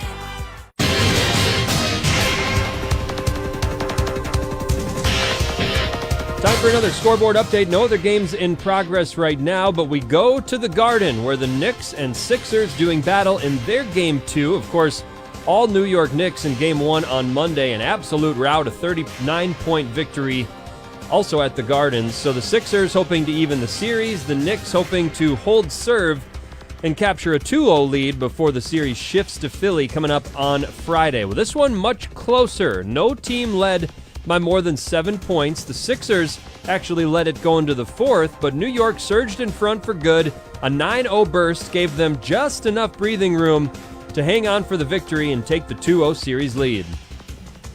108-102, Knicks by 6. Maxey right wing, Brunson's on him, step back, far corner, 3, short. Rebound, Brunson, shot clock is off, he'll race to the front court. Maxey's got him hip to hip. Far corner, Brunson spins away from pressure at the foul line. Now he retreats to midcourt, and the Sixers will not foul. The Knicks took Philly's strongest punch here in Game 2 with a 108-102 victory. The Knicks have taken Game 2 and a 2-0 lead in the Eastern Conference semifinals. 108-102, the final. No Joel Embiid for the Sixers. We should add that. He woke up this morning dealing with soreness in his ankle and hip. I have been there. So the Sixers now down 0-2, but get to host Game 3 on Friday. Back to Alan and Jim. All right, Cal, thank you very much. 3:02 left to go in the first half. They can't come to an end soon enough for Minnesota. 48-32, they're down by 16 points. The numbers have not been pretty offensively. Just 32 points, 30% shooting, 2 of 14 from distance, 4 of 7 at the free throw line, 9 turnovers already in this first half. They're shooting 35% in the paint. They've only taken 9 shots in the restricted area, while San Antonio's got 19 shots at the rim in this first half. And it's not like San Antonio's offense is running away with this thing. They're shooting just 40%, 3 of 10 from distance. Yeah, they're getting the free throw line a bunch, 13 of 16, but they have 6 turnovers too. Their offense is not, like I said, carrying this game. It's the Wolves just can't score against the San Antonio defense. It's a 16-point game right now. It could be a 26-point game really easily. Minnesota has not caught a rhythm this entire game. We've got 3 minutes to go here. Minnesota has a lineup on the floor that should be able to score. TJ Shannon, Julius Randle, Bones Highland, Rudy Gobert, and Anthony Edwards. See if the Wolves can trim this down, maybe get this closer to 10 points at the half. Randle, pressure, coming up the floor. Now to Highland against Stephon Castle. Edwards, left-handed dribble, shoves off, frees himself, 16-footer, good. Ant has hit his last 2 shots after he went 1 for 7 to start the game. 48-34. But again, that's an offensive possession that had 1 pass and was one-on-one for Anthony Edwards. There's Keldon Johnson on the move in the paint, rises up on Rudy, got the layup. Pretty good to get tasked by Gobert, but Keldon Johnson gets the finish. 6 points, 4 rebounds for Keldon Johnson. San Antonio already with 3 in double figures. Wemby 14, Fox 14, Castle 10. Inside, TJ Shannon runs up a layup. No, he got knocked down. Spurs come back 5-on-4, pull up 3 for Devin Vassell. That's off the back iron. Slam follow for Dylan Harper. And if he wasn't going to get it, there was another. It was Keldon Johnson right there. Wolves did not get back and get matched up. 52-34, they're down by 18. Edwards, step back on the left side 3. It's online but short. Dylan Harper's got the rebound. Hit ahead to Castle. Breakaway layup. And he'll slam it through for 2. It's hero ball now. Ant just dribbled right into a 3-point shot that was contested. It glanced off the rim and ignited the fast break again, but the full court pressure. San Antonio is a team that's not wanting to go down 0-2. Here is Highland into the paint, step back 15-footer. That's too strong off the back iron. Wolves are now shooting 29.8% here in the first half. 54-34, 20 points. Spurs lead. Right side, Harper, 3-ball, drops in. The onslaught continues. 57-34 with a minute to go. Edwards left side, working against Castle. Tried to pass to the corner, threw it away. His second turnover. Hit ahead, that's thrown away by Stefan Castle. The Wolves will take it right back. Spurs media was talking about how Greg Popovich sat in their last video session yesterday. And I'm not sure how much Pop contributed to that video session, but I'm sure he had something to say to Mitch Johnson about what went on in game one and how to remedy it. They look like they had a little talking to from Greg Popovich. Yeah. You're right. I don't know how much he was able to do, but they have come out and played like some of the Spurs teams of yesteryear during their 22-year playoff run. 22 straight seasons. Tied for the longest playoff streak in NBA history. Naz Reid back in the game. Nearly lost it far side. Now to Conley up top. Right side Randall. Into the paint. Spins on Keldon Johnson. Kicks out. Edwards has it. 5 to shoot. Got to make something happen. Here comes the double. He tries to split that. Lost the ball. Turned it over. Here's Vassell on a run to the rim. He'll jam it for 2. 59-34. The Spurs are running away with game 2. They're up 25. They have absolutely dominated this second quarter of play. 15-2 run right now. And seeing 2 players every time he touches the ball. Gets off the ball here, now makes a run, gets the feed from Conley and draws a foul.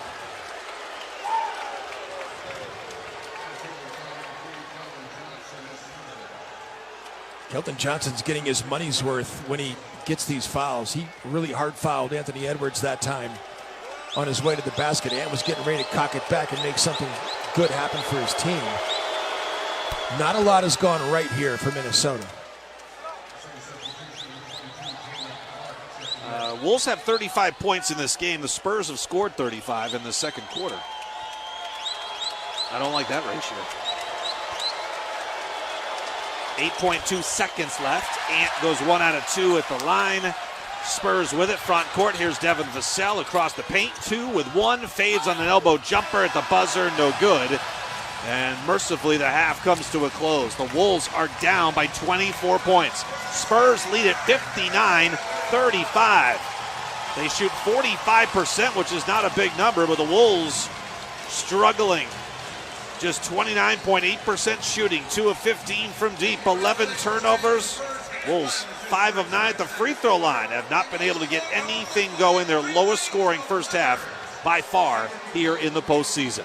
At the half, Spurs by 24. Cal Soderquist anchors your halftime coverage next, all across the Minnesota Timberwolves radio network. Splash, splash, splash. Apply a little splash. When your windshield's getting dirty, just apply a little splash. When your windshield's full of grime, bugs, dirt, and snow, just use a little splash and be safe on the road. Splash, splash, splash. Apply a little splash. When your windshield's getting dirty, just apply a little splash. See safely on the road when you apply a little splash. Looking for reliable heating and cooling solutions? At Hoffman Cooling and Heating, we keep your home comfortable all year round. With summer heat right around the corner, now's the perfect time for our $59 AC performance check, ensuring your system is running efficiently when you need it most. Have an emergency? Our expert technicians are on call 24/7, ready to assist Twin Cities residents. Call us today at 612-255-5883 or visit hoffmanheating.net. Hoffman Cooling and Heating. Your comfort is our priority.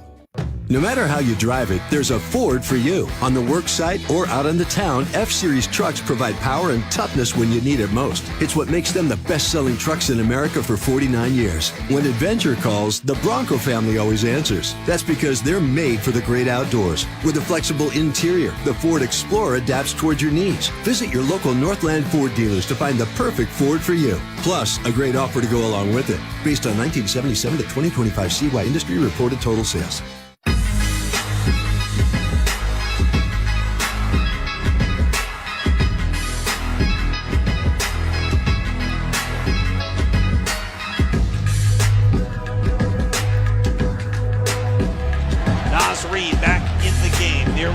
Johnston, far side, now to Conley up top, right side Randall, into the paint, spins on Keldon Johnson, kicks out, Edwards has it, 5 to shoot, got to make something happen, here comes the double, he tries to split that, lost the ball, turned it over, here's Vassell on a run to the rim, he'll jam it for 2. 59-34, the Spurs are running away with game 2, they're up 25. They have absolutely dominated this second quarter of play. 15-2 run right now. And that was essentially the exclamation point on that 15-2 run. The Timberwolves did tack on a single single free throw, but almost more insult to the injury as the Wolves went just 1 of 2 at the free throw line when adding that final point in the final 10 seconds. It's a 59-35 deficit at the half. Timberwolves down 24. Things unraveled quickly in that second quarter for Minnesota. We'll dive deeper into some of the stats and help tell the tale of why the Wolves find themselves down such a large deficit after 24 minutes of action in this Game 2 in San Antonio. Welcome inside the Halftime Show. I'm Cal Soderquist inside our NBA Tonight studios in the Target Center in downtown Minneapolis. Like we said, we'll dive deeper into that first half box score in just a moment. We'll get to a few more of the first half highlights. Going to have to look long and hard to find the highlights for the Timberwolves as they struggled mightily on the offensive end, failing to hit the 30% threshold in terms of field goal shooting, just a 29.8% clip. The Wolves also struggled from distance, 2 of 15 from deep, and that despite the Spurs not lighting it up from long range. So lots of ground to make up for Minnesota. The good news, still a half left to do it, and certainly still with that 1-0 series lead in their back pocket. We'll also quickly catch you up on the other game that took place earlier this evening at the world's most famous arena, and then we'll get set for the third quarter as Alan Horton and Jim Peterson chat with an assistant coach. Let's get to those highlights, though. After stealing Monday's Game 1 with a gritty and resilient effort, spurred by the return of their superstar, tonight the Timberwolves and Anthony Edwards were hoping to get greedy and capture a 2-0 lead in this series, while the Spurs, meanwhile, knew the numbers did not favor teams down 0-2, especially if they lose those first 2 games on their home floor. So that sets the stage for this one. You expected the Spurs to come out desperate, and at least early on, like we saw in Game 1, points coming at a premium. Both defenses ruling the day. Early on, both teams just trading punches, feeling each other out. Fox with that left hand on the dribble, gets by Jaden, runs into Rudy, lobs it back out. Champagny lost it. Mike Conley's got the steal. Up ahead, Shannon, one thing, going to the rim, layup good. He muscled Castle out of the way and scored it for 2. Timberwolves are up by 1. There's Fox quickly into the paint, floats it up and in over Rudy Gobert. Fox has been activated, hasn't he? Yep. He is looking super aggressive in this game, way more than in Game 1. Yeah, De'Aaron Fox struggling mightily in Game 1, 5 of 14 from the field, 10.6 turnovers, much more efficient in the first half here tonight. We'll get to some more of those numbers later in the halftime show. Timberwolves, they struggled mightily in that first quarter. 6 turnovers when Anthony Edwards, coming off the bench for the second straight game, when he checked in, he missed 5 of his first field goal attempts in that first quarter. Timberwolves as a team shot just 29% in that first frame, and things went from bad to worse. Naz Reid did hit a floater to put the Wolves up 14-13 with 4.5 left, so that score helps tell you how much both offenses struggled, but then the Spurs found a rhythm and able to finish the first frame strong. Here's Fox off the Cornet screen, snakes his way to the elbow, now the mid-post on the left side. He's got Rudy on him, pulls him out to the perimeter, steps back on the 3, halfway down, popped out, and then popped back in. Fox hits the 3, Spurs by 7, 5 seconds left to go in the quarter. Naz Reid off to Ayo Dosunmu on the right side, steps through baseline, shot blocked out of bounds by Keldon Johnson. He's all hyped up, he runs into the crowd. That was the exclamation point on that first frame for the Spurs. They finished that quarter on an 11-3 burst, a 24-17 lead after those opening 12 minutes. The Timberwolves offense going ice cold in that first frame, missing 15 of their final 17 field goal attempts. We get into the second quarter, 2 quick personal fouls for Jaden McDaniels in the first 2.5 minutes of that second period. He had 3 on the game, 1 in the first quarter, so he had to sit for the rest of the first half. That, of course, spelled trouble for Minnesota and their defense. We then saw the Spurs boost their lead as large as 11 early in that second quarter. It got worse before it got better. Wemby now with it. He'll take a deep 3, left angle, and drain it. And that's where he was shooting from. I was telling you, I was watching him warm up, and he was draining shot after shot from that very spot. That's close to 30 feet out. Runner by Ayo. That's no good. Wemby affected the shot, snares the rebound. Wolves are down by 17. Practice making perfect for Victor Wembanyama as he got back on track after going 0 from the three-point line in Game 1. He knocks down the deep triple there, then makes an impact on the other end of the floor. You heard the highlight, up 17 at that point, and San Antonio just kept their foot on the gas pedal to close out that first quarter. The lead was as large as 25, and a single Anthony Edwards free throw prevented it from being a 25-point cushion at the half. 59-35, Timberwolves down 24.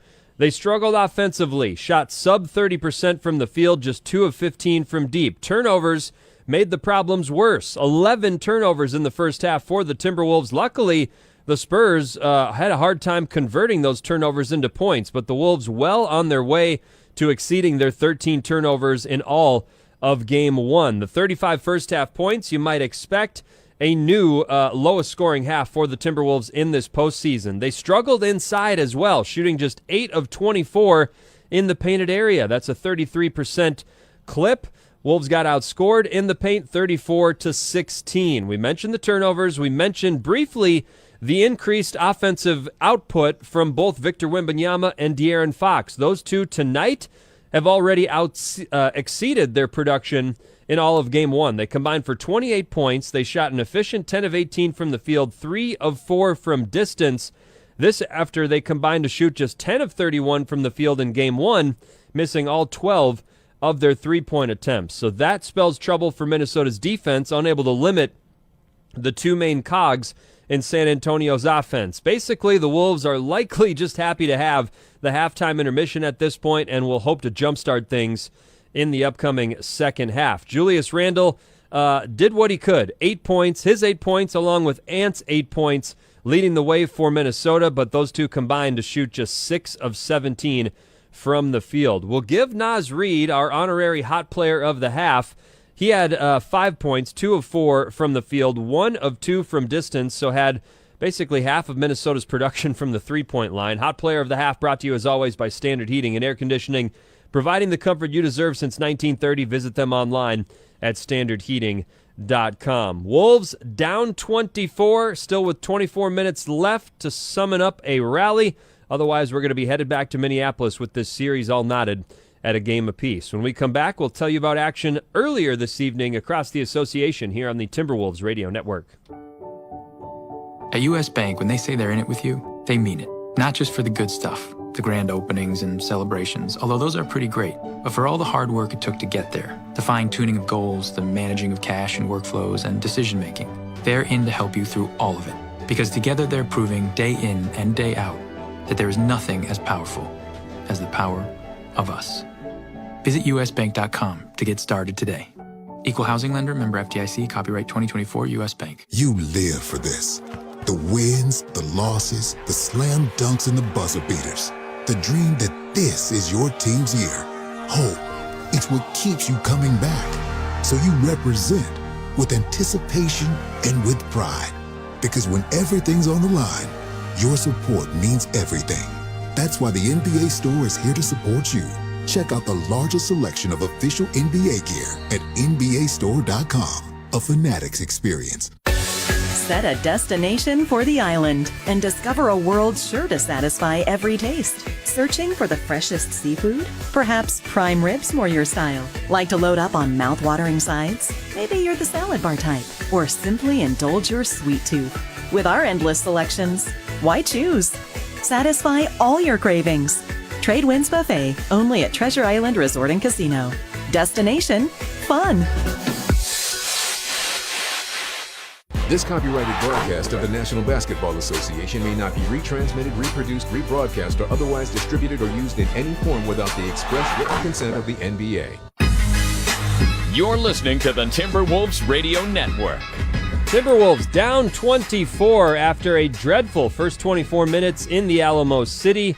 Victor Wembanyama, De'Aaron Fox, they get back on track. An efficient combined 28 points on 10 of 17 shooting for the two stars on offense for the Spurs, and the Wolves the Wolves offense struggled mightily. A new lowest scoring half of the postseason, just 35 points. They shot sub 30%, 2 of 15 from deep, and how about 11 turnovers to go along with that. So the good news, they can hit the reset button at the intermission and see what clicks in the upcoming third quarter. Let's pause 10 quick seconds, allow our stations across our network to identify themselves here on your home for Timberwolves basketball.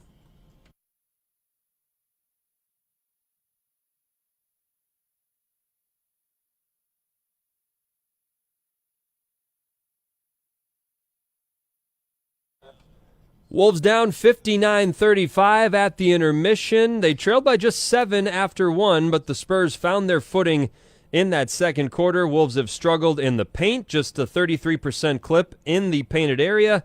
Got outscored 34-16 there, and did not get much from anywhere on the offense. They'll look to hit the reset button in the third quarter. We'll take a quick pause, and when we come back, we'll hear from assistant coach Pablo Prigioni next on the Timberwolves Radio Network. Wolves fans, before the temps rise, make your move and get your AC ready. Standard heating and air conditioning wants you to book early, save big, and relax all summer. Right now, get $45 off an AC tune-up or $90 when you add a furnace tune-up. Book by May 25th and mention code WOLVES when scheduling. Beat the heat and stay cool all summer long. Proud partners of the Minnesota Timberwolves. Standard heating and air conditioning, providing the comfort you deserve since 1930. StandardHeating.com. You're listening to the Timberwolves Radio Network. Welcome back to San Antonio. The Wolves down 24 at the half here in Game 2, up 1-0 on the Spurs. Pablo Prigioni along with us here. Pablo, why has it been so hard for the offense to find a rhythm? Not that they were in a great rhythm in Game 1, but boy, this has been a steep drop-off. How much has that San Antonio defense caused that? Well, I think they're way more physical, and we wasn't ready. I mean, we wasn't ready to face that physicality. We play too short. We playing slow. We don't move. We don't cut. So we got to pick up everything: our pace, our physicality. You know, we got to go somewhere. We got to beat the pressure. Go somewhere. Make a good play. Hey, Pablo, how much does Jaden getting into foul trouble early in games disrupt the flow of what's going on out there on both ends of the floor? I mean, a lot. And, you know, we also slow feet getting back, so a couple possessions that Jaden get in foul trouble because, you know, we didn't sprint back, and he found himself in a one-on-one situation, trying to make a good defensive play, but ended up fouling. Pablo, why do you think Ant did such a good job in Game 1 of letting the game come to him? And tonight, I think on his first touch, he ended up shooting it. He shot a lot of shots. There was no ball movement. Why do you think he gets caught in that kind of rhythm? I don't know, to be honest, but that's one of the problems, too, our shot selection. You know, we are taking too many tough shots. It's not only Ant, everybody. So we got to do a better job with our spacing, with our movement, you know, get into our action, move the ball side to side, get downhill. Found the open guy. Pablo, appreciate the visit. Good luck second half. Good luck, Thank you, guys. Pablo Prigioni along with us here with the Wolves down 59-35 at the break. Timberwolves basketball tonight in Game 2 brought to you in part by Sezzle. A 4-point play in the NBA, that's hard, but splitting your next Wolves purchase into 4 interest-free installments with Sezzle, that is easy. Download the Sezzle app today. Terms and conditions apply. Sezzle, the official jersey patch sponsor of your favorite basketball team. 35 points in the first half is tied for the 4th lowest output in any half in any postseason game in Timberwolves franchise history. Their 29.8% shooting, Jim, in that first half is the lowest field goal percentage for any half in Timberwolves postseason franchise history. And the 2 for 15 3-point shooting is tied for the 3rd worst performance in a half in Timberwolves franchise history. So all in all, not a great first half of play. The Wolves do have 24 minutes left, and they need to make up a point about a minute because they're down 24 points. Yeah, it's a tall task. And this is the kind of game that you miss Dante DiVincenzo because he's got quick strike ability. Yeah. And what he does is what Minnesota needs is they need floor spacers. People that when you're putting two in the ball against Anthony Edwards, there are people on the perimeter that are confident, able to hit long three-point shots. Timberwolves have the ball to begin the third quarter. Right to left across your radio. They'll start the third the way they started the first. With Mike Conley, TJ Shannon, Jaden McDaniels, Julius Randle, and Rudy Gobert. TJ Shannon, catch and shoot three straight away. That rims off the back iron. Spurs have the rebound. 2 for 16 from beyond the arc tonight. The Wolves cannot get anything going from deep. Wemby takes a wild shot over Jaden McDaniels right in the lane. Now TJ on the push to Mike right side. Up fakes the three, dribbles into the paint, kicks out to McDaniels. Jaden against Castle into the paint, terminates the dribble, rises up, jumper rolls off. Wemby's got another rebound. So they are closing down those driving lanes quickly when Terrence Shannon gets the basketball. There's Fox around Conley into the paint, met by Shannon, kicks out to Castle, left angle three. That's long. Randall's got the rebound. Julius grab and go up the left wing side. Timberwolves down to 59-35. Randall the runner down the lane, no. And a whistle and an offensive foul. On Rudy Gobert. Yeah, the highway screen. Yeah, clearing out space for Julius Randle to get into the paint. Just paving the way. Like a bulldozer, but a little too much physicality. Illegal screen is what it ended up being. It's one thing when you go to post up, but when you're just setting that highway screen, or a Gortat screen is what they call it too, it's just a difficult thing to do, execute well. Reach in foul on Gobert against Wemby at the elbow before he went into a shooting motion. Sideline out of bounds. Marcin Gortat. Yeah, he's been getting a lot of that, mention because we talked about it in You game mention it one. all the time. I talk about the highway screen a lot. We call it highway because I just don't want to give Marcin Gortat all the credit for the highway screen. Here's Castle. What a spin move and finish in traffic off the inbound. He split Randall and Gobert and laid it up and in for two. Randall, spin move back the other way. Got to the cup, missed the shot. Good pressure by Wemby. Randall is down. It's 5-on-4 back the other way. Spurs hunting for the open man. Castle left side. In the corner, Devin Vassell. Could not hit the three. Boy, Wemby got that rebound. Gobert boxed him out, but Wemby went for the ball, and Rudy was flat-footed there. Wemby controls left side of the floor. Right-handed dribble, goes to work in the paint, little up fake, bounce pass baseline. Champagny got it blocked, got it back, kicks to the corner, and Devin Vassell almost tossed it up as soon as he touched it because the shot clock was about to expire.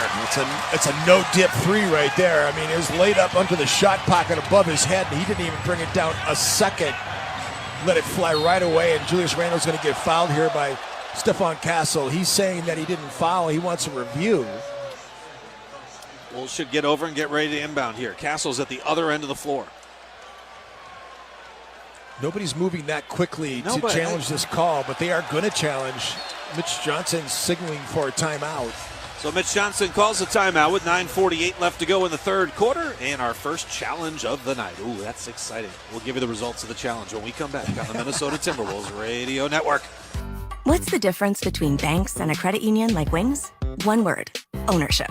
Banks are owned by shareholders, so profits go to shareholders. At Wings, you own it, literally. So profits are reinvested in your financial experience in the form of member-exclusive rates, robust digital services, and locations throughout Minnesota. No one likes switching, but it's time to stop missing out on the benefits of financial ownership. Visit wingcu.com/own it. Insured by NCUA. Membership required. Wolves fans, this is playoff basketball. Every move matters, so why leave your fit to chance? At Trade Home Shoes, our in-store real fit experience helps take the guesswork out of comfort. How? 3D foot scan, personalized fitting, expert advice just for you. With top brands like New Balance, Hoka, On, Birkenstock, Rival, and more, Trade Home Shoes' real fit experience makes all the difference when every game and every step matters. Trade Home Shoes. Enjoy life. Feet first.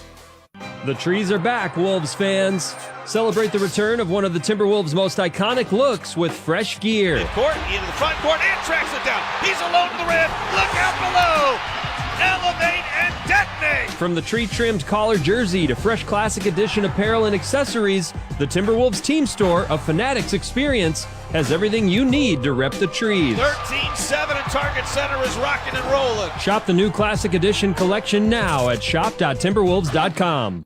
No matter how you drive it, there's a Ford for you. On the work site or out on the town, F-Series trucks provide power and toughness when you need it most. It's what makes them the best-selling trucks in America for 49 years. When adventure calls, the Bronco family always answers. That's because they're made for the great outdoors. With a flexible interior, the Ford Explorer adapts towards your needs. Visit your local Northland Ford dealers to find the perfect Ford for you. Plus, a great offer to go along with it. Based on 1977 to 2025 CY industry reported to heel pain. So Io, who's been bothered by the right calf, now right heel.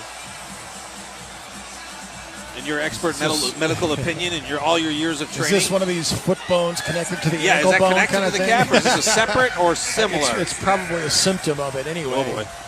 It's all in that chain, and so I don't know. I'm not a trainer, but I'm just guessing that it's probably related.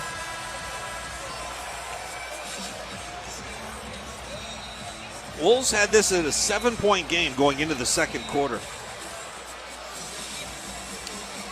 Since then, they've been outscored 40-18. Feels like it too. It does. It does. Feels right. Feels right. Backs up the eye test. This place has been completely different in terms of atmosphere. It's way louder in here. Yeah. It is way more raucous. It was the Fiesta shirts that sort of quieted the crowd. It was too... Yeah, it was kind of... It was muted. Yeah, it was just sort of a mellow, happy, good time. This is like a Raiders fan. Fans in here. This is all the black and silver. Randall rips it away from Castle. Up ahead, TJ Shannon to the rim. He'll throw it down with two hands. A rare, easy bucket for the Wolves. Their first 2 points of the second half. They come with 9.5 minutes to go in the quarter. Minnesota still doesn't have a double-figure score in this game. No. They've got Randall with 8. They've got Edwards with 8. Wemby with it. Got a little bit of a runway. Dribbles into a 3. It's online, but short. TJ Shannon snares the rebound. TJ up the left wing. Here's Julius Randle with 9 minutes to go in the third. And the Wolves down 64-37. Mike tosses in a left side 3. Mike had missed his only 2 3-point attempts in the first half. There's Victor Wembanyama. On his third NBA season. He'll pull up on a 3 straight away. That's short, and that is an air ball. Wemby was 0 for 8. Took 8 3-point attempts in game 1. Missed them all. He's 1 for 4 tonight. The last couple of possessions, he's kind of settled for 3s. There's McDaniels on the move. Off the Gobert screen into the paint against Vassell. Spins on him to the elbow. Now Randall with it from the 3-point line. Drives to the free throw line. Throws up the shot. It drops in over the front rim. And he'll go to the free throw line for an and 1. 64-42. Wolves down by 22 with 8:22 left to go in the third. Julius did a good job of putting the ball on the deck and getting to the body of Stephon Castle. And then finally got a bounce because that thing was a little bit short, but it caught just enough the inside of the front of the rim that it went in. Speaking of the rim, the Wolves were outscored 26-10 at the rim in the first half. I mean, that's almost getting tripled up.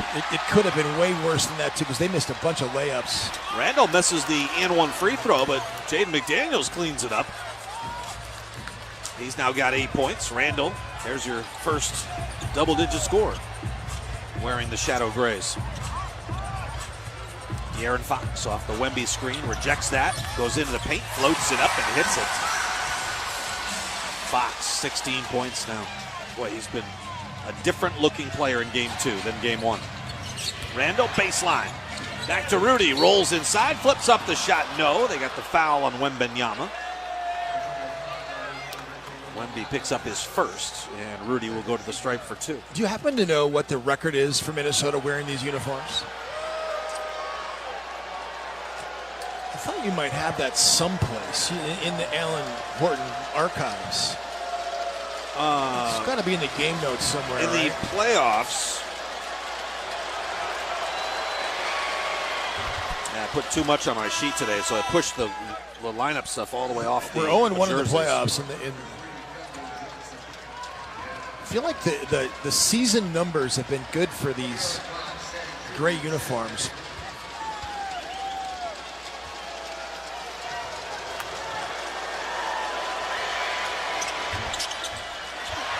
0-1 in the postseason, but they do not have the regular season number.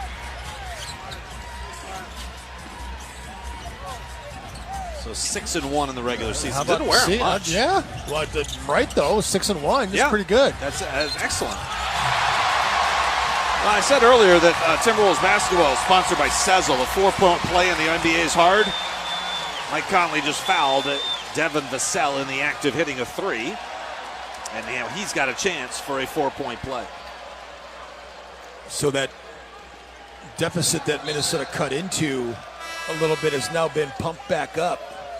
Devin Vassell has a chance to get it back to 25.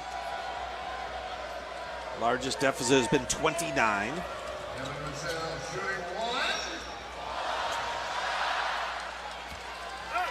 I've never understood the chant by the PA announcer. So Devin Vassell at the line for 1, and then everybody goes 1 shot. Yeah, 1 shot. Yeah, but it's not like he's leading them into the answer. He's giving away the answer to the test before. Yeah, they've been doing that for a long time here. I know. I think that's a little weird. And it's not because I'm jealous of it. I don't. It's sort of redundant is what you're saying? Yes, it's redundant. Exactly. Jaden runs it up in the lane, gets it to drop, and he drew a foul. 70-47.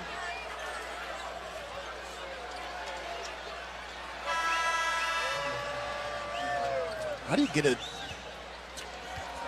thing like that started? You know, shooting two shots. I mean, is the Coyote maybe starting that somehow? I mean, it's ingrained now. I don't credit that Coyote for anything. His ability to catch a bat is quite impressive. Jaden did not get fouled in the act. He got the shot. Rudy got fouled. And the free throw was no good. Rudy's 3 of 7 at the stripe. Back the other way. Wembanyama fouled. He'll be at the free throw line for 2 shots here. For two shots.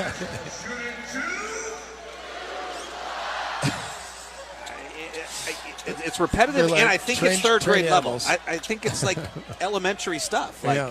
Well, it's fan engagement. You should have seen them out in the hallway when I was coming in. They were really going nuts with the Go Spurs Go out in the hallway. Oh my gosh. They? Oh yeah. Yeah, feeding off each other. No, that's a tradition that goes way back as well. Go Spurs Go. Sure. I respect that. I don't have a problem with that one. It's a far cry from what they do in Europe, the way they sing the songs in the stands and light flares up in this crowd. And we don't have any flare lighting in our. We don't. Thank goodness. I don't know that you and I would be still. Imagine inhaling flares for 20 years in a closed arena. Our eyes would be all watery all the time. Irritation.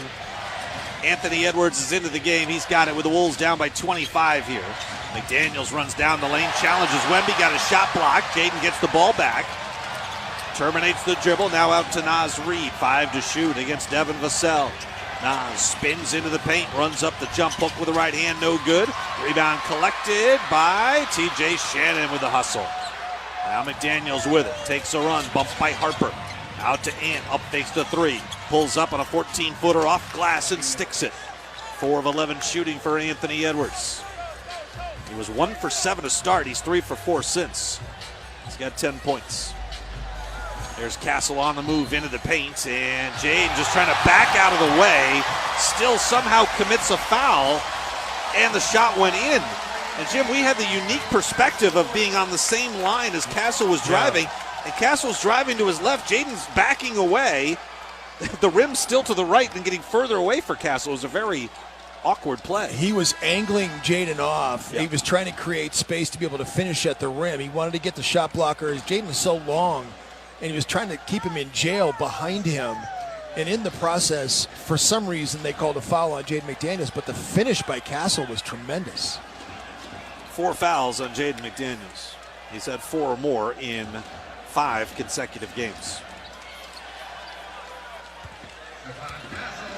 For as great as he played defensively in that Denver series, those first 3 games, he was able to do that without getting into foul difficulty. 100%.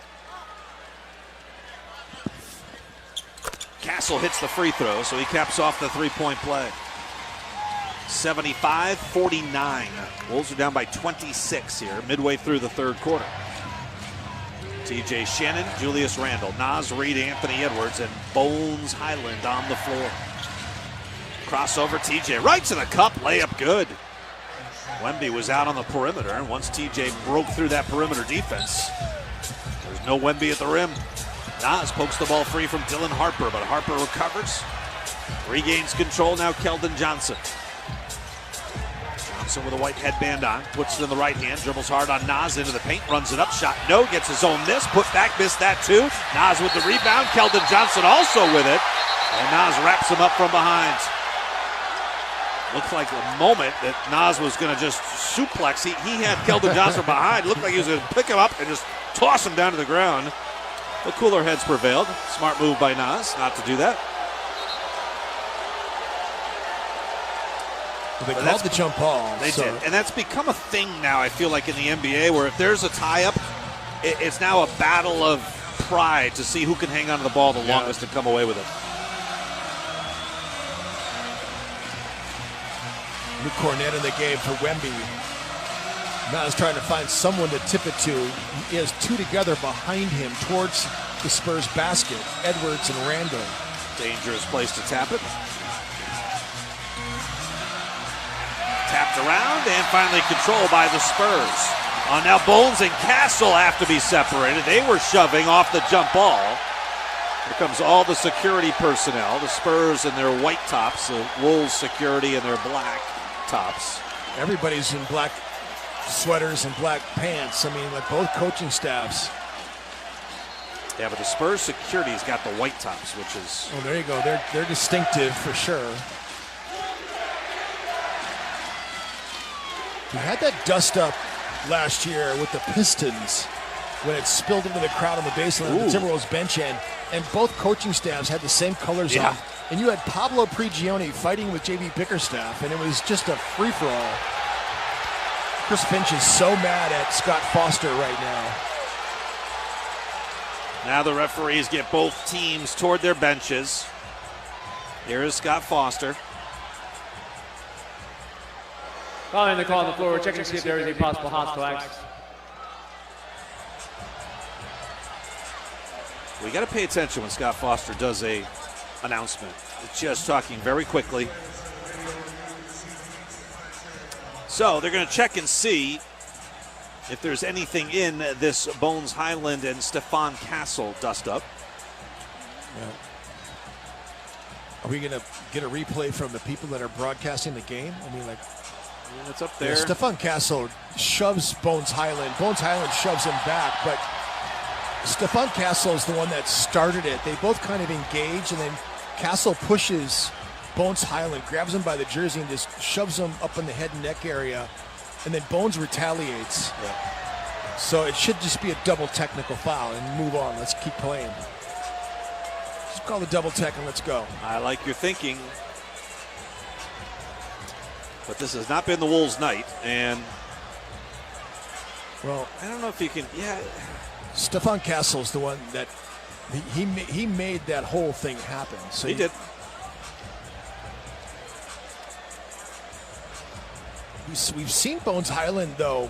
He has a tendency. He does not back down from anybody. He does not.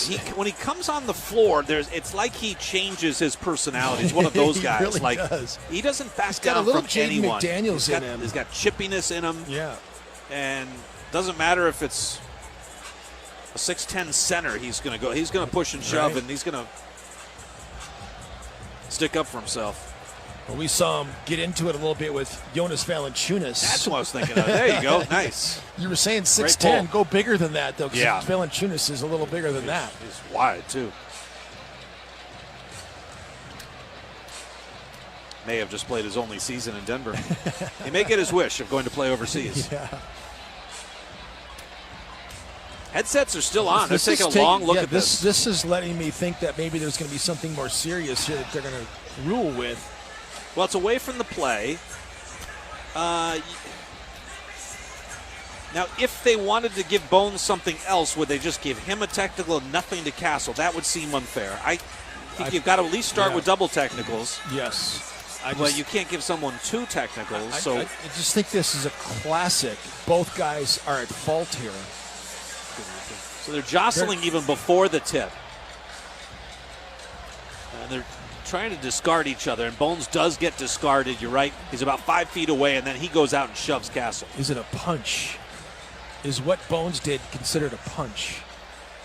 After review, loose ball foul on Castle, followed by a technical foul on Highland. The Spurs will shoot 1. It'll be possession, Minnesota ball.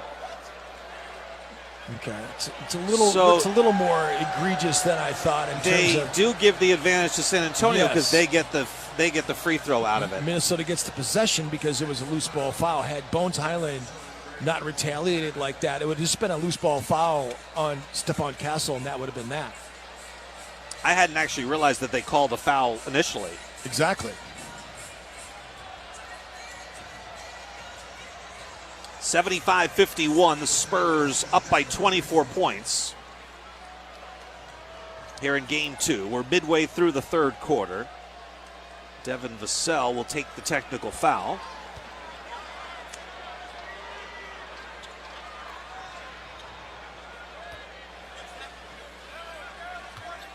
San Antonio Spurs have a lot of institutional knowledge of the Minnesota Timberwolves, by the way, because obviously with Corliss Williamson, that's a lot of knowledge, recent knowledge. Yeah, recent knowledge, the last 2 seasons. And then Sean Sweeney, St. Paul's own Sean Sweeney, who's bounced around the league with the Bucks and with the Dallas Mavericks, and now here with the San Antonio Spurs. He's played against Minnesota a lot and is a great defensive coach. He's going to be a head coach soon.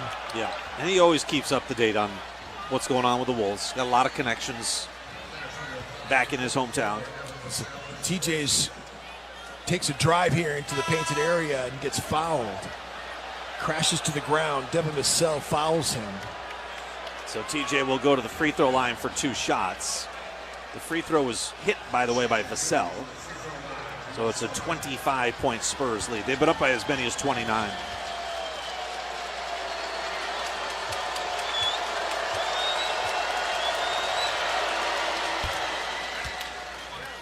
Castle is off the floor right now. Bones remains out there. First free throw good for TJ Shannon.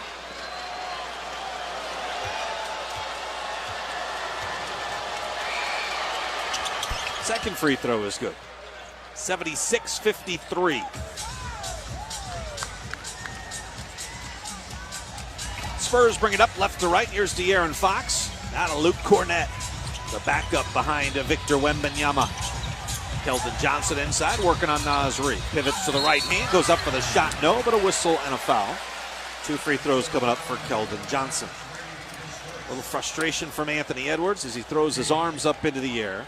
You know, when things kind of escalate, you know, the officials tend to try to regain control. I get the feeling we might see a lot of whistles here over the next couple of minutes to try to calm things down. Both teams have been called for 16 personal fouls in this game. Keldon Johnson hits the free throw.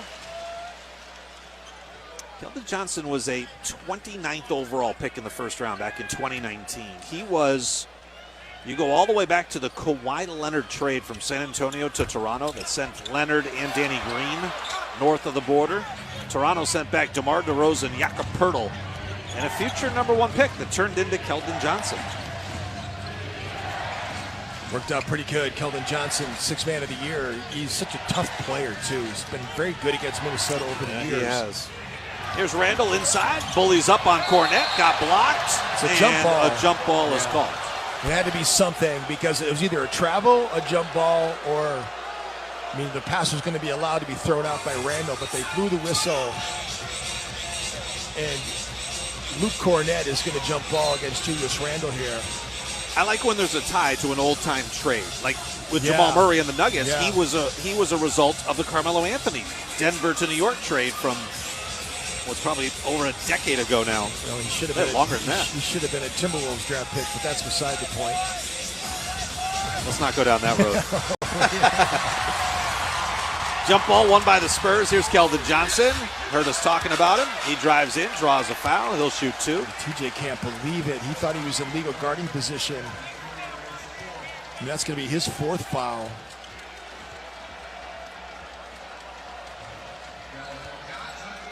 So we're going to see Kyle Anderson. I mean, this Minnesota's down bodies because of foul trouble right now. Jade McDaniels has 4. TJ has 4. Free throw good for Keldon Johnson. Here is Kyle Anderson making his first appearance in the series. So he has not played the last 2 games. He missed game 6 against Denver with an illness. And then did not play in game 1. TJ out, Kyle Anderson in. And if you're joining us late, Ayo Dosunmu out with a heel injury. They list him as questionable to return, but with the score as lopsided as it is, I find it hard to believe that there would be any scenario under which Ayo would come back. Scott Foster calls a foul coming up the floor. I think he got De'Aaron Fox. Nope, Keldon Johnson picks it up. Randall's at the free throw line. Spurs are 21 of 25 at the free throw line. Minnesota 8 of 15.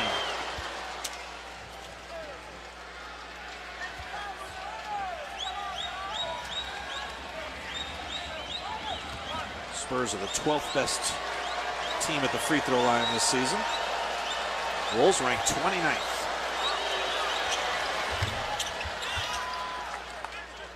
Randall hits that one. He's up to 12 points. We got spoiled last year. The Wolves were the 10th best free throw shooting team in the league, 79%. Yeah, how do you go from that to where they are at right now? Yeah, tough to explain. Right side, Champagnie a 3, touches every part of the rim and drops in. 82-55. Here's Edwards off the Anderson screen. Left-handed dribble, looking to attack, gets inside, shot spiked out of bounds by Julian Champagnie. 15 to shoot for Minnesota. They'll inbound along the baseline.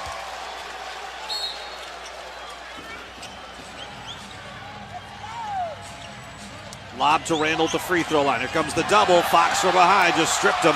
He controls it in the front court, tiptoeing the sideline. Gets into the paint, drops it back out. Champagnie the 3, drains it. Timeout, Chris Finch. It's officially a blowout. A 30-point Spurs lead with 4:14 left to go in the third. We step aside here in Game 2 on the Minnesota Timberwolves Radio Network.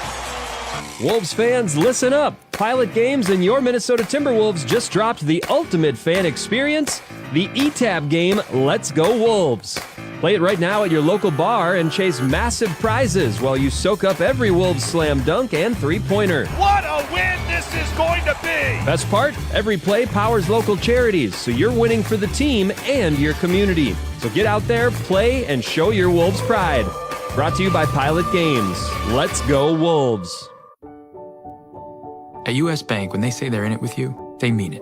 Not just for the good stuff, the grand openings and celebrations, although those are pretty great, but for all the hard work it took to get there, the fine-tuning of goals, the managing of cash and workflows, and decision-making. They're in to help you through all of it, because together they're proving day in and day out that there is nothing as powerful as the power of us.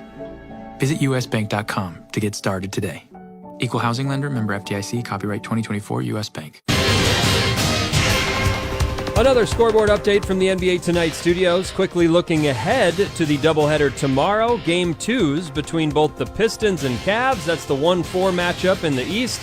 And then the top-seeded Thunder hosting the 4th-seeded Lakers. Game 2 as well in the West. That one tips at 8:30. Pistons-Cavs just after 6 o'clock. The final from earlier this evening featured the New York Knicks hanging on for a 108-102 victory over the Sixers. A much tougher fight and effort from the Sixers after they lost by 39 in Game 1, but they come up short all the same. So it's now a 2-0 deficit for Philly, a 2-0 lead in the series for Karl Anthony Towns and the Knicks. They pulled away in the final frame. Here's Kat. I mean, we just found a way to execute, and we got the stops that was needed, got the rebounds. I think that was something that was really hurting us with our offensive rebounding. And we found a way to get the stops and end those possessions. And on offense, I mean, huge shout out to Kale, to Jalen, making the big shots and giving us a lead like that. But our defense was something special. Yeah, Cat was one of 3 New York Knickerbockers with 20 or more. How about 20 points, 10 boards, 7 dimes? He and the Knicks now 2 wins away from a return trip to the conference finals. Why don't we return to the Frost Bank Center in San Antonio? Alan Horton and Jim Peterson. Cal, thank you very much. 85-55, Spurs running away with Game 2 with 4:14 left to go in the third quarter. San Antonio's being paced by their point guard, Stephon Castle. Depending on if you think Fox is the point guard or Castle's the point guard, they both handle a lot.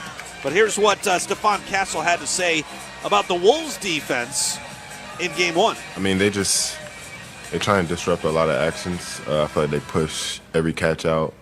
I mean, they pressure full court with all their guards. So I think they just try and make things tough on us till we try and get into our actions. But, I mean, that can't stop us from being us. So, I mean, we looked at angles on screening and just stuff like that, and I think we'll be better. Well, the way the Wolves played defense in Game 1, the Spurs used that blueprint, and I think they even dialed it up a little bit more. They've been suffocating the Wolves' offense here in Game 2. They've held Minnesota to 55 points, 34% shooting, 3 of 17 from deep, and they've turned Minnesota over 14 times.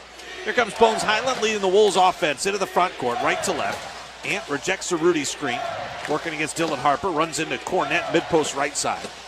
Throws it back up top and throws it into the backcourt. That ball was not deflected. That'll be turnover number 15.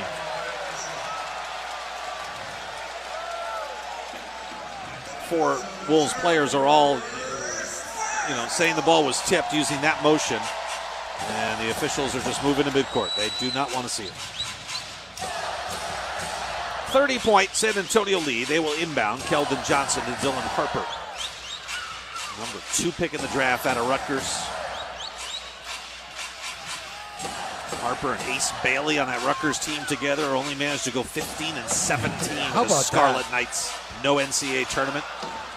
Hasn't the NCAA tournament moved to like 147 teams? How do they not make a...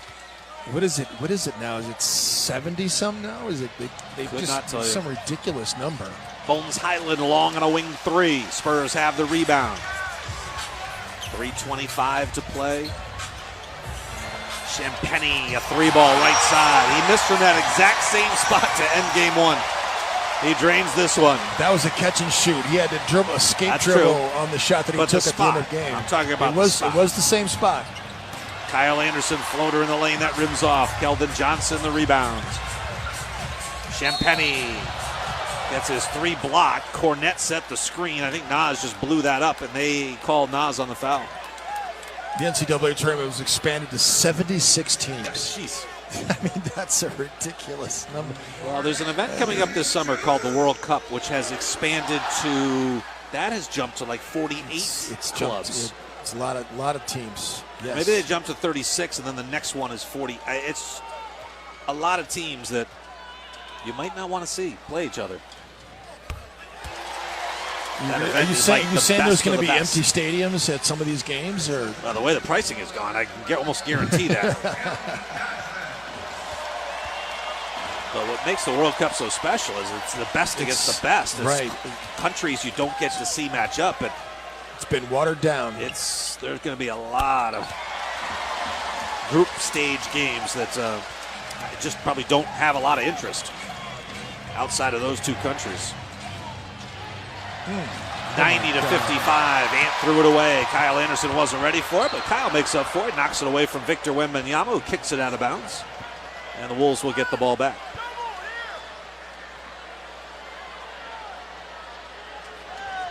$90-55.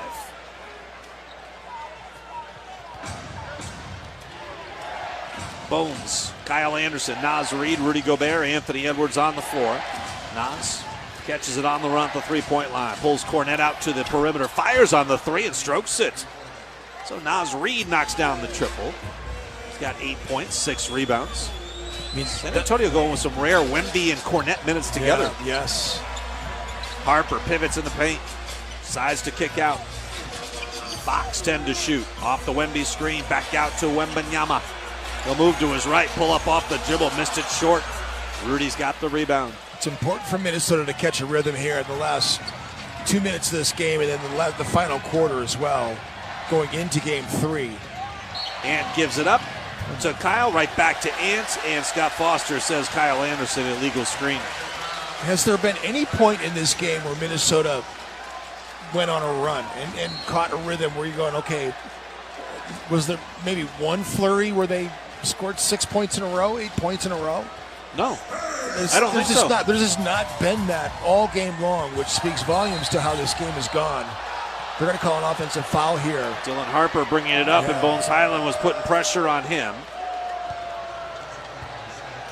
So we've had a rash of turnovers here. The Wolves now up to 17 turnovers. Spurs are at 11.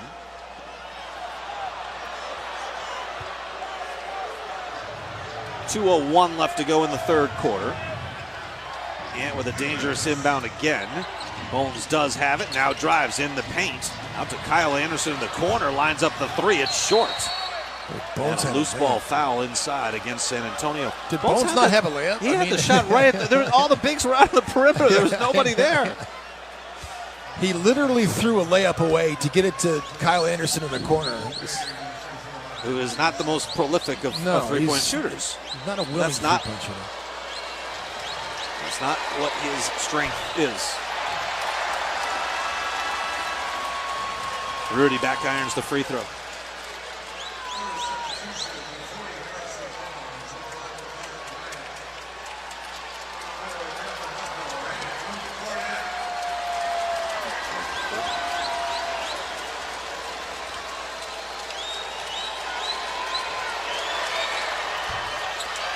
Missed them both. Rudy is shooting 39% in the postseason at the free throw line, 12 for 31. Victor Wembanyama, catch and shoot opportunity, rattles that one in. 93-58. Good decision by Wemby that time. They're running stack action again, trying to screen Rudy Gobert. He was backing up to get through the screen. Wemby just popped for the three. Bones misses the pull-up along the baseline. Wemby the rebound. They hit ahead to Champagny. He'll stop and pop. Left angle three. Got it. He is feeling it. Spurs are in some kind of a rhythm right now. 96-58. 1:16 left to go in the third.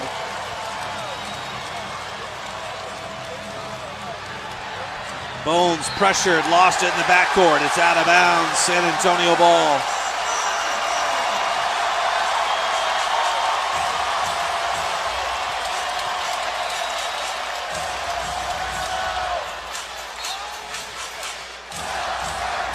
Inbound Wemby, he's got it up top. The Go Spurs Go chant in full effect. Wemby spins away from Bones, pops on a three, it's off the back iron, no. Rebound finally squeezed by Anthony Edwards. Down by 38 points, Edwards baseline, runs it up with the right hand, it drops in for two. A dozen off the bench for Anthony Edwards. I would expect Anthony Edwards to be inserted into the starting lineup next ball game at home, wouldn't you? Yes. Fox a drive, back out to Wembanyama, 35 feet out, Bones is on him. Wemby tries to shake him, on a drive, runs into Nas, and he gets wrapped up and discarded by Nas Reed. Foul called, Wemby free throws coming up. Fans playoff hunt is heating up. You don't want to miss it. Secure your seats for postseason action right now. Go to Timberwolves.com/playoffs. That's Timberwolves.com/playoffs.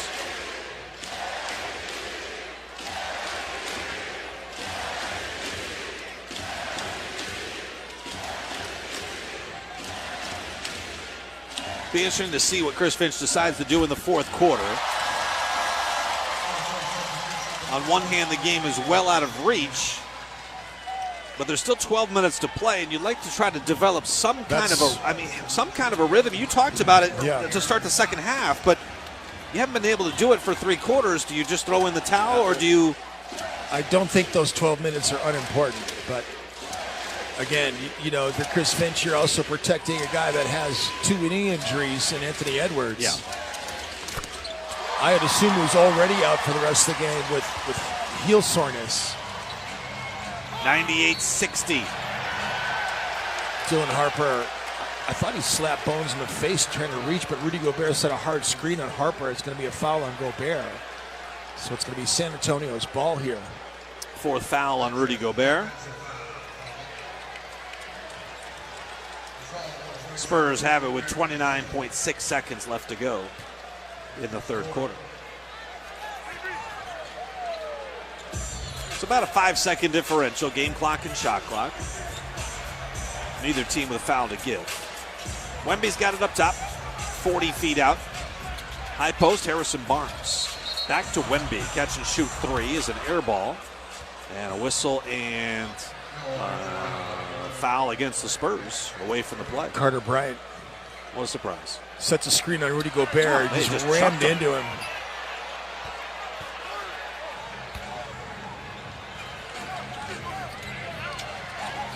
Anthony Edwards got it, trying to shake Carter Bryant. Now feeds Bones in the paint, out of the corner. Nas catch and shoot three, got it. Boy, had Barnes all over him. 5 seconds left. Here come the Spurs, dribbling up into a three. That is short. Nas Reed the rebound. Now Anthony Edwards, three-quarter court heave off the top of the backboard. Wouldn't have counted had it gone. All Spurs, they've dominated the last two quarters in particular. They got a 35-point lead as we make the turn for home in game two. San Antonio 98, Timberwolves 63. Spurs 12 minutes away from even in this series at one game apiece. You're listening to Minnesota Timberwolves basketball. It's playoff basketball. You got to do a little bit of everything. The intensity levels are at an all-time high. These are the NBA playoffs. Every team looking to make a run. This is incredible. Every player looking to make history. Give me all you got. Let's go. So tune in because this is going to be unbelievable. This is exactly what we want. The NBA playoffs presented by Google continue on ABC, ESPN, NBC, Peacock, and Prime. As a business owner, you understand the importance of protecting your reputation, workplace, employees, and financial assets. Our team is ready to help yours by creating a custom lineup of industry-specific coverages and risk management service to help you stay at the top of your game. Contact your local Federated representative for more information today. Federated Insurance. It's our business to protect yours. Rated A+ Superior by AM Best Company.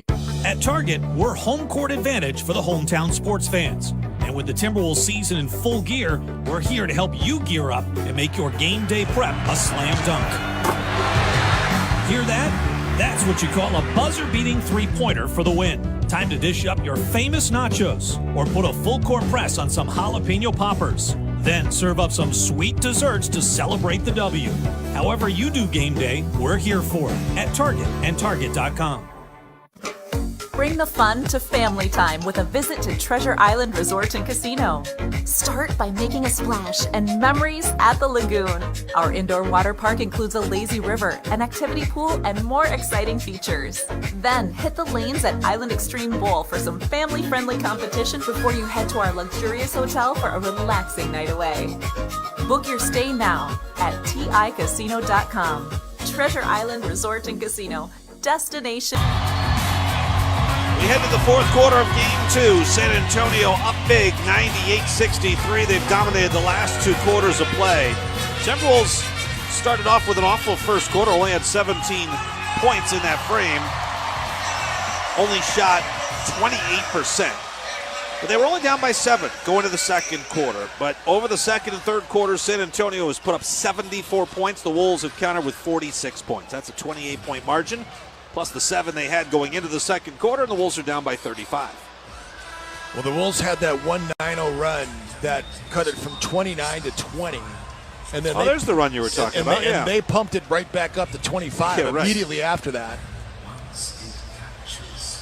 Minnesota did have one other 5-0 run, but that just speaks to what I was saying, how this game has not been a rhythm game for Minnesota.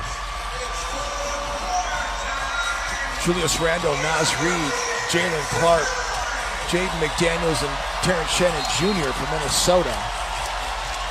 So Ant's down. We'll see how long Chris Finch goes here in the fourth quarter. Wolves have shot just 33% over the last two quarters. San Antonio's got it. Harrison Barnes bangs with Naz Reid into the paint. Kick out to Dylan Harper. The lefty fires a three. It's no good. Barnes with an offensive rebound. Saves it across the baseline. Back out to midcourt where Wembanyama controls. Left corner three, Carter Bryant, no. He attacks the glass, gets his own rebound. His putback, no, but he drew contact, and he will shoot 2 shots.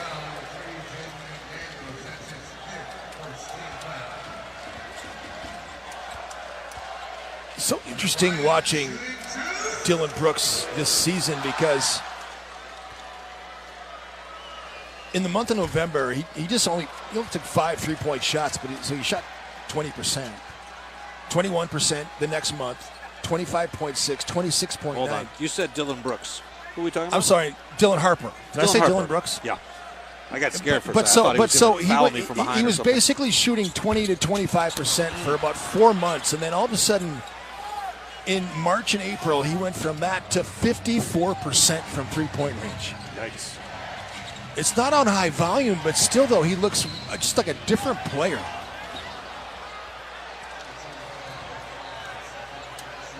I mean, the name Dylan is kind of like Jaden, too, because he's like, you can get the Jadens and Jalen's mixed up so easily in this league. Yeah. That one year the Wolves had 6 players start with first name with J. Jalen, Jaden, Jared, with Jared Vanderbilt. And there was a Wancho. We had Wancho in there. He's a J technically, but there was a lot of J's. Jalen Clark, right side 3. Just not close. Harper, nice spin away from Clark. Attacks into the paint, runs it up, and hits the shot. He's a good basketball player, man. What a find for this San Antonio Spurs team to move up in the draft to be able to select him. They had a 6% chance of moving up to the number 2 pick, and they got it. Runner by Jaden McDaniels drops that in. 12 now for Jaden. 100-65 as Harrison Barnes attacks in the lane.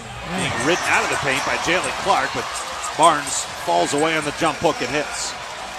So 102-65, Chris Finch calls a timeout with 10:31 left to go in the fourth quarter. We step aside from San Antonio in Game 2 on the Timberwolves Radio Network.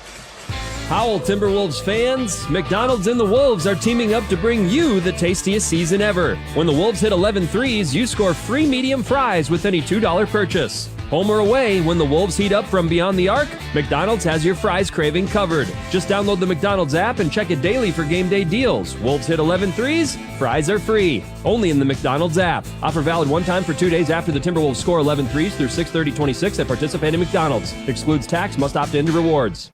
Looking for reliable heating and cooling solutions? At Hoffman Cooling and Heating, we keep your home comfortable all year round. With summer heat right around the corner, now's the perfect time for our $59 AC performance check, ensuring your system is running efficiently when you need it most. Have an emergency? Our expert technicians are on call 24/7, ready to assist Twin Cities residents. Call us today at 612-255-5883 or visit hoffmanheating.net. Hoffman Cooling and Heating. Your comfort is our priority. What's the difference between banks and a credit union like Wings? One word: ownership. Banks are owned by shareholders, so profits go to shareholders. At Wings, you own it, literally. So profits are reinvested in your financial experience in the form of member-exclusive rates, robust digital services, and locations throughout Minnesota. No one likes switching, but it's time to stop missing out on the benefits of financial ownership. Visit wingcu.com/own it. Insured by NCUA. Membership required. Splash, splash, splash. Apply a little splash. When your windshield's getting dirty, just apply a little splash. When your windshield's full of grime, bugs, dirt, and snow, just use a little splash and be safe on the road. Splash, splash, splash. Apply a little splash. When your windshield's getting dirty, just apply a little splash. See safely on the road when you apply a little splash. Get lost somewhere you haven't found yet. Plan your next best adventure today at TravelSouthDakota.com.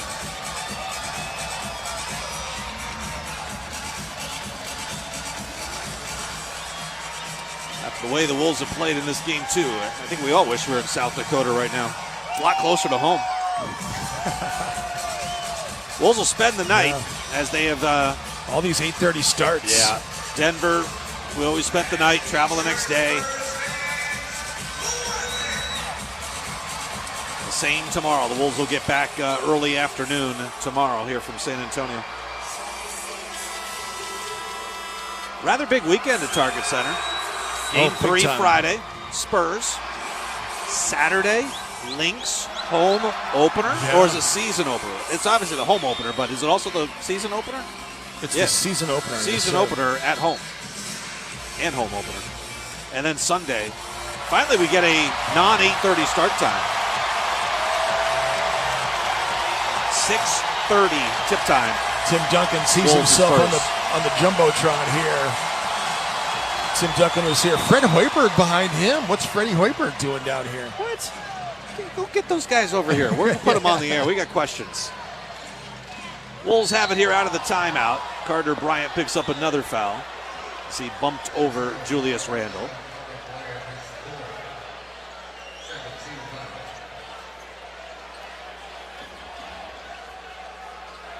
But Carter Bryant is an annoyance. I mean, sure if that's is that normally his style of play or not. It is. Well, he's an irritant. I mean, you can't shoot. You got to do something. He's an athlete, though. He can dunk. He showed us that. Or Steph Castle makes a really tough spinning jump shot at the free throw line. Wow. You don't want to get away from who you are, but I'm just saying when you're up by 35 points, you might want to back it off a little bit. Like, he's going to create something that's happening here. He just ticked off Julius Randle. I mean, there's something about, okay, let's just play out the final 9:58 here. This is his time to star in his role and what he does and trying to build confidence with the coaching staff. These minutes are meaningful for him in his career. Trust me, I've been in that position where you're not part of the offense as much and you got to do all the other stuff to help you bring value to your team. Chris Finch is going to empty the bench. There must be a season ticket holder here at the Frost Bank Center, formerly the AT&T Center, who sits up in the upper deck because he's always here when I'm here. Anytime the Wolves go to the free throw line, he whistles. Yeah, he's got a great whistle. I don't know if you can pick it up and hear it. Sounds like a bird chirping in the background. It could be that bat or bats that always circle around. The bats whistle like that. We've had some ladies that have been bellowing behind us at different locations around the NBA that get into their voice leaks into the mic, and that's really annoying. You can hear that.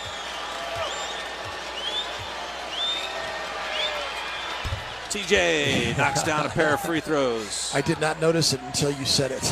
Oh, really? I literally did not notice it. Kelly Olynyk's on the floor. Dylan Harper. J-Mac. Jordan McLaughlin as Harper goes inside and scores over TJ Shannon. The Wolves have Kyle Anderson, TJ Shannon, Jalen Clark, Julian Phillips, and Joe Ingles on the floor. TJ pops on a straightaway three. It's off the back iron. No. Kyle Anderson with an offensive rebound. Pivots, jump hook on the putback, counted for two. 106-69. 37-point Spurs lead. 9:23 left. Carter Bryant. Dribble handoff Harper. Back to Bryant up top. Gets it to Harrison Barnes. One dribble. Quick pull-up three and drains it. He is a good three-point shooter. One of their best. 14th year in the league for Harrison Barnes. Feels like he's been in the league for 24 years. Won a title with Golden State back in 2015, their first one. Clark up top, straightaway three. Nothing but net. Under 9 to go, 109-72. Well, we love J-Mac time, just not in a Spurs uniform. Barnes misses a three. Anderson up the center of the floor.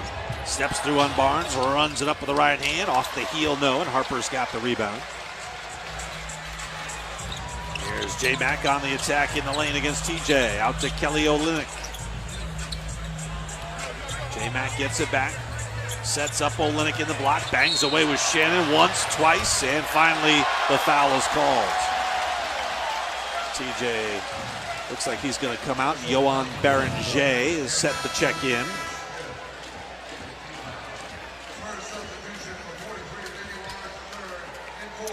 You know, something we didn't get to tonight because it really wasn't relevant the way the game was going, but the Wolves have way more playoff experience than this Spurs team.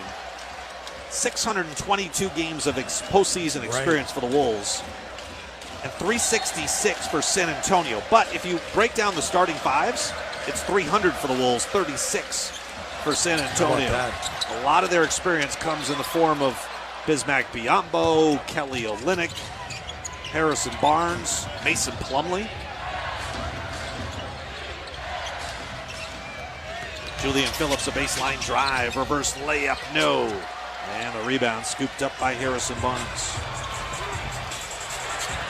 Right side three, that is dropped in for Lindy Waters III, formerly of the OKC Thunder.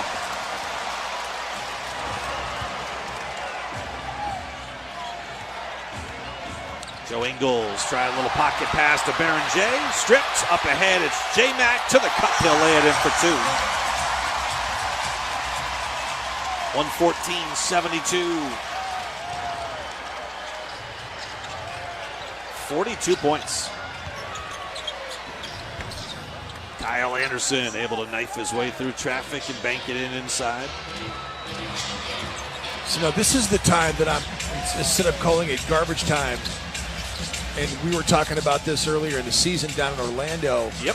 This is reserve time. And so these are valuable minutes that you can track players. I mean, like, who's going to perform in reserve time? Because the guys that weren't playing, this is a new game now. This is another game within the game that should have analytics applied to it. Sure.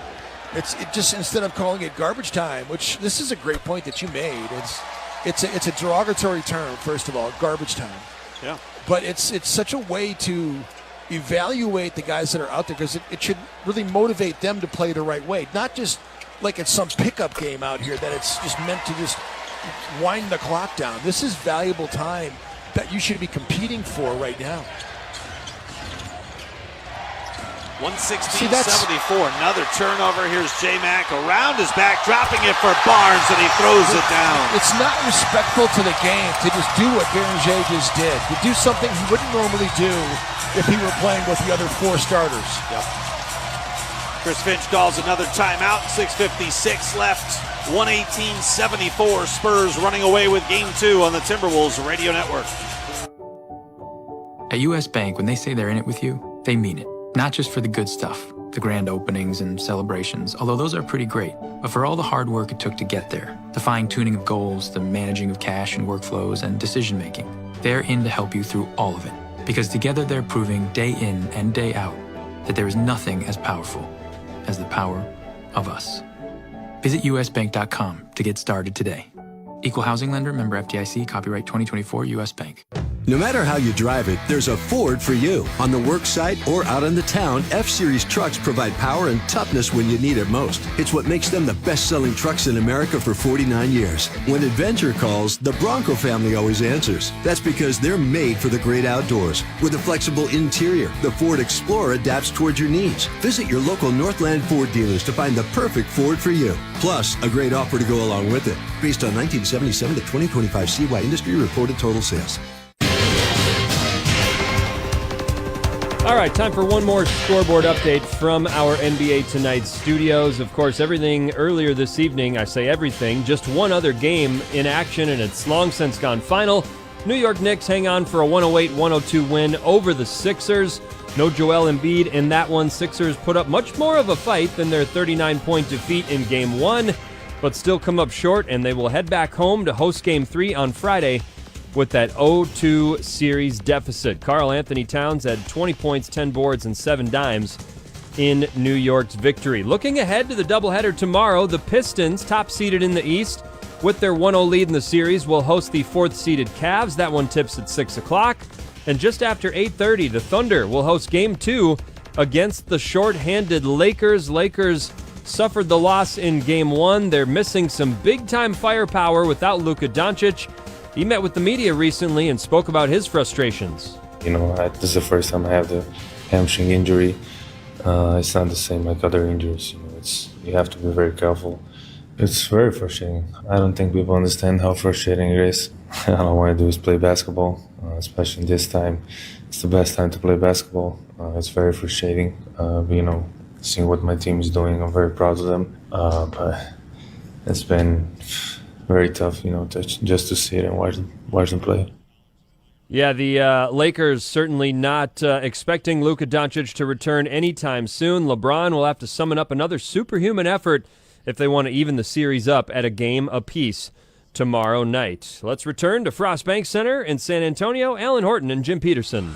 All right, Cal, thank you. There's nothing quite like being a Timberwolves member, whether you're in for 10, 20, or every single home game all season. You'll save big, get special access to playoff tickets, and catch every OMG moment from Anthony Edwards. Explore the membership experience at Timberwolves.com/memberships. Timberwolves are currently down by 44 points. That is the largest lead of this game. Just doing a little research during the timeout, that is officially the largest postseason deficit the Wolves have faced in any playoff game in franchise history. Prior one was a 39-point deficit against Oklahoma City. That was last season, Game 5. The Wolves were down by as many as 39 in that one. So they've never been down by 40 or more until Game 2 tonight. Now this is, the Wolves lost in Denver in Game 5, but it wasn't anything close to this. I mean, it was one-sided. Denver won that game comfortably. But Jim, I feel like this is a little bit different as Kyle Anderson gets fouled going into the paint. Is this more troubling 20, to you? 30, 40, it doesn't really matter Does to it? me. It doesn't really matter. It's the way you came out to start this game that's the problem. And the way that Anthony Edwards completely went away from what he was doing now. The problem is that Minnesota got off to a great start initially. Mike Conley was hitting shots. Minnesota was making shots. TJ was effective. I think Ant saw his teammates struggling to score, and he came in to rectify that right away. And he's likely to come in his situation that he came into. He's likely to see if he's on or not. So the first shot he took was a walk-up three, a no-pass walk-up three, which, kind of set the tone for his night tonight. It really did. 1 out of 2 at the line for Kyle Anderson. 118-75. Barnes hits a three over Joe Ingles up top. And that's where shot making is contagious, both from the field and from the free throw line. When you start missing free throws, that tends to snowball with your team. And then shot making, the hoop looks like a hula hoop to these Spurs right now. Everybody's making shots. Kyle Anderson muscles one up inside over Lindy Waters. I mean, the three-point disparity is very significant, and it's probably going to continue to be without Dante DiVincenzo in Minnesota's lineup. I mean, they just not shot the three at the same volume they did before. Kelly Olynyk spins away from Kyle Anderson. The ball skips all the way to the right wing. Up top now to Barnes. A three ball no. Offensive rebound Waters. He'll dribble out. 10 on the shot clock. Against Berenger. Here comes Olynyk to set the screen. He'll pull up on the three and hit it. Lindy Waters knocks down the triple. It's a hula hoop. It's the 15th three. It's a 15-6 advantage for San Antonio from outside the arc. San Antonio had 4 threes at the half. They were 4 for 12. Clark misses a straightaway three. Ball loose on the floor. Out to midcourt. Joe Ingles scoops it up, and he gets run into from behind by J-Mac. J-Mac has one hand helping up a teammate, and the other helping up Joe Ingles. J-Mac is up there as far as one of our favorite Wolves. Yes, sir. He's great, too. He gives you a smile and give you a hug every time you see him.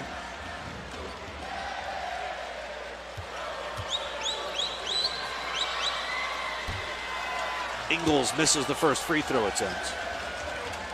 So in the second half, the Spurs are 11 of 23 on their threes. It's about 46%. 1 out of 2 for Joe Ingles at the free throw line. 124-78. Three ball is missed, and Berenger has got the rebound. There's still 5 minutes left to go in the fourth quarter. Joe Ingles down the lane, lobs it up for Berenger, who tips it off the glass. No, and off the rim. Foul on the play. Berenger will go to the free throw line for 2 shots.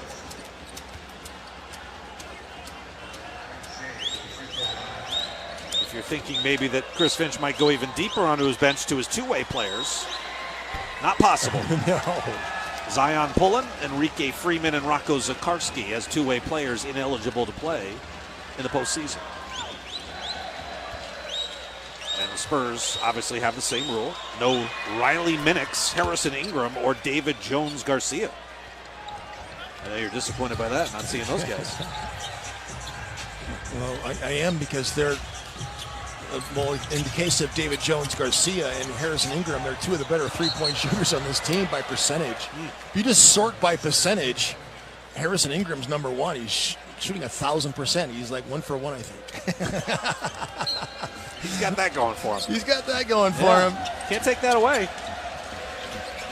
Hey, Mom and Dad, I led my team in three-point shooting this year. Inside, J-Mac feeds it to Olynyk. Got deflected out of bounds. Spurs have 5 to shoot. Yeah, David Jones-Garcia is 3 for 5. He's shooting 60%. Okay. And Harrison Ingram is 1 for 1. So there you go. Ooh, wide open corner 3 for Lindy Waters. He hit the side of the backboard. Kyle Anderson back the other way. Cross court, Joe Ingles. He'll get the Baron J screen. Will eventually use it. Pops on a 3 and hits it. Joe Ingles with a left side 3. And more importantly, gets Minnesota into the 80s. They should get to 90 in this game. They're just the onslaught continues. Kelly Olynyk, the latest.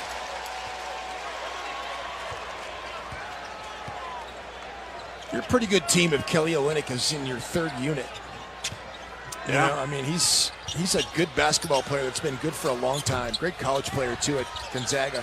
Offensive rebound for Yohan Berenger, and he gets the putback with 3:46 left.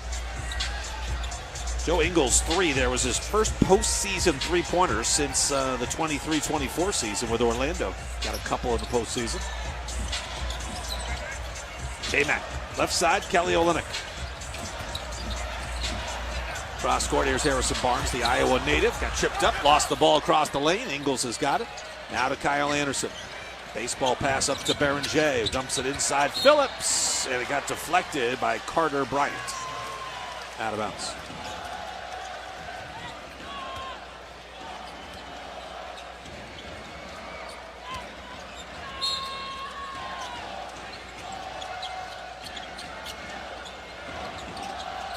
Kyle Anderson up top.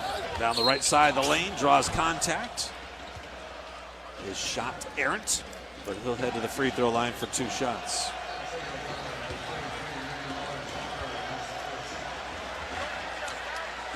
So there's no 2 days in between games 2 and 3.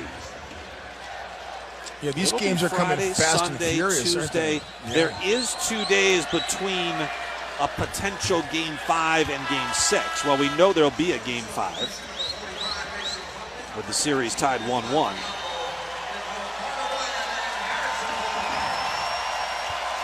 So Bismack Biyombo and Mason Plumlee come into the game.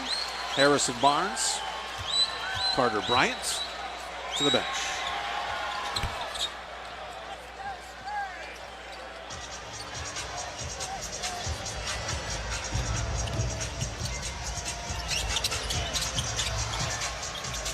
Kelly Olynyk, bounce pass, Biyombo, reverse layup, no, and Berenger cleans up the miss. Under 3 left to play here in game 2. 127-85. Joe Ingles, Berenger. Again, Joe pops on the 3, off the back iron, no. Berenger kept the rebound alive, going over Plumlee, but could not control it. Olynyk back the other way. Olynyk starts to back down Ingles. Ingles pulls the chair. Olynyk does maintain his balance and scores it, flipping it up over his head for 2.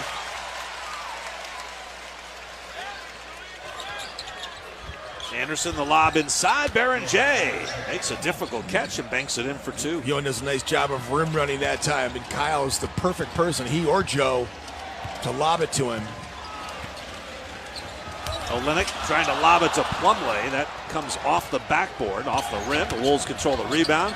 Kyle Anderson tripped up by Olynyk. And Anderson will go back to the free throw line for 2 shots. Olynyk just paid back Joe Ingles for what Joe Ingles did to him, or excuse me, Kyle Anderson, pulling the chair out. Yeah. I did kind of get the foot in the way. He did trip him. So that was a correct call.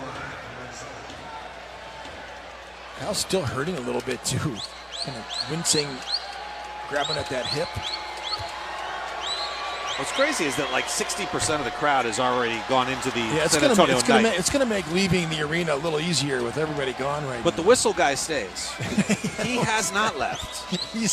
I mean, I'm wondering if Cal can hear that back at the studio. Can you hear the whistle guy, Cal?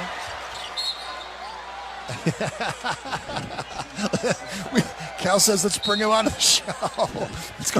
Let's go send our board operator to go over. Hey, Ben, go find that guy and bring him over here. No, please don't. Just have him whistle right into the mic. 2:04 left to play here. 129-87. You don't want to hear Whistle Guy's backstory at all? You don't want to hear why he does it and where it came from? Actually, I'm intrigued. I do like hearing people's story. Hey, Julian Phillips, a straightaway three. For Julian, that is his first postseason three of his career.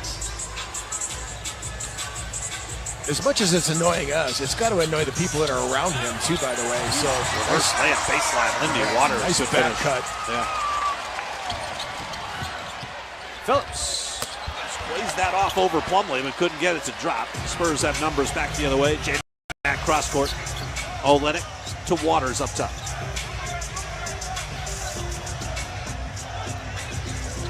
Olenek left side, used up his dribble.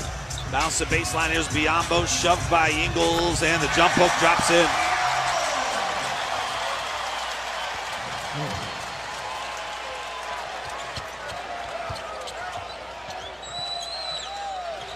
Ingles catch and shoot three, got it. Joe's getting loose out here.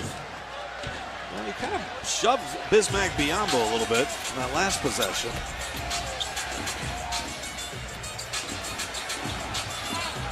Here's J-Mac off the screen by Biombo. Does not give it back to him. Sets up the 7-footer Olenek for a right wing three. That's offline. Joe Ingles up ahead. Kyle Anderson. Lob to the rim. Yohan pulls it down over J-Mac. And the reverse layup is good. That was a nice catch and finish. You know, I was curious if Biombo had been in Orlando when Joe was there.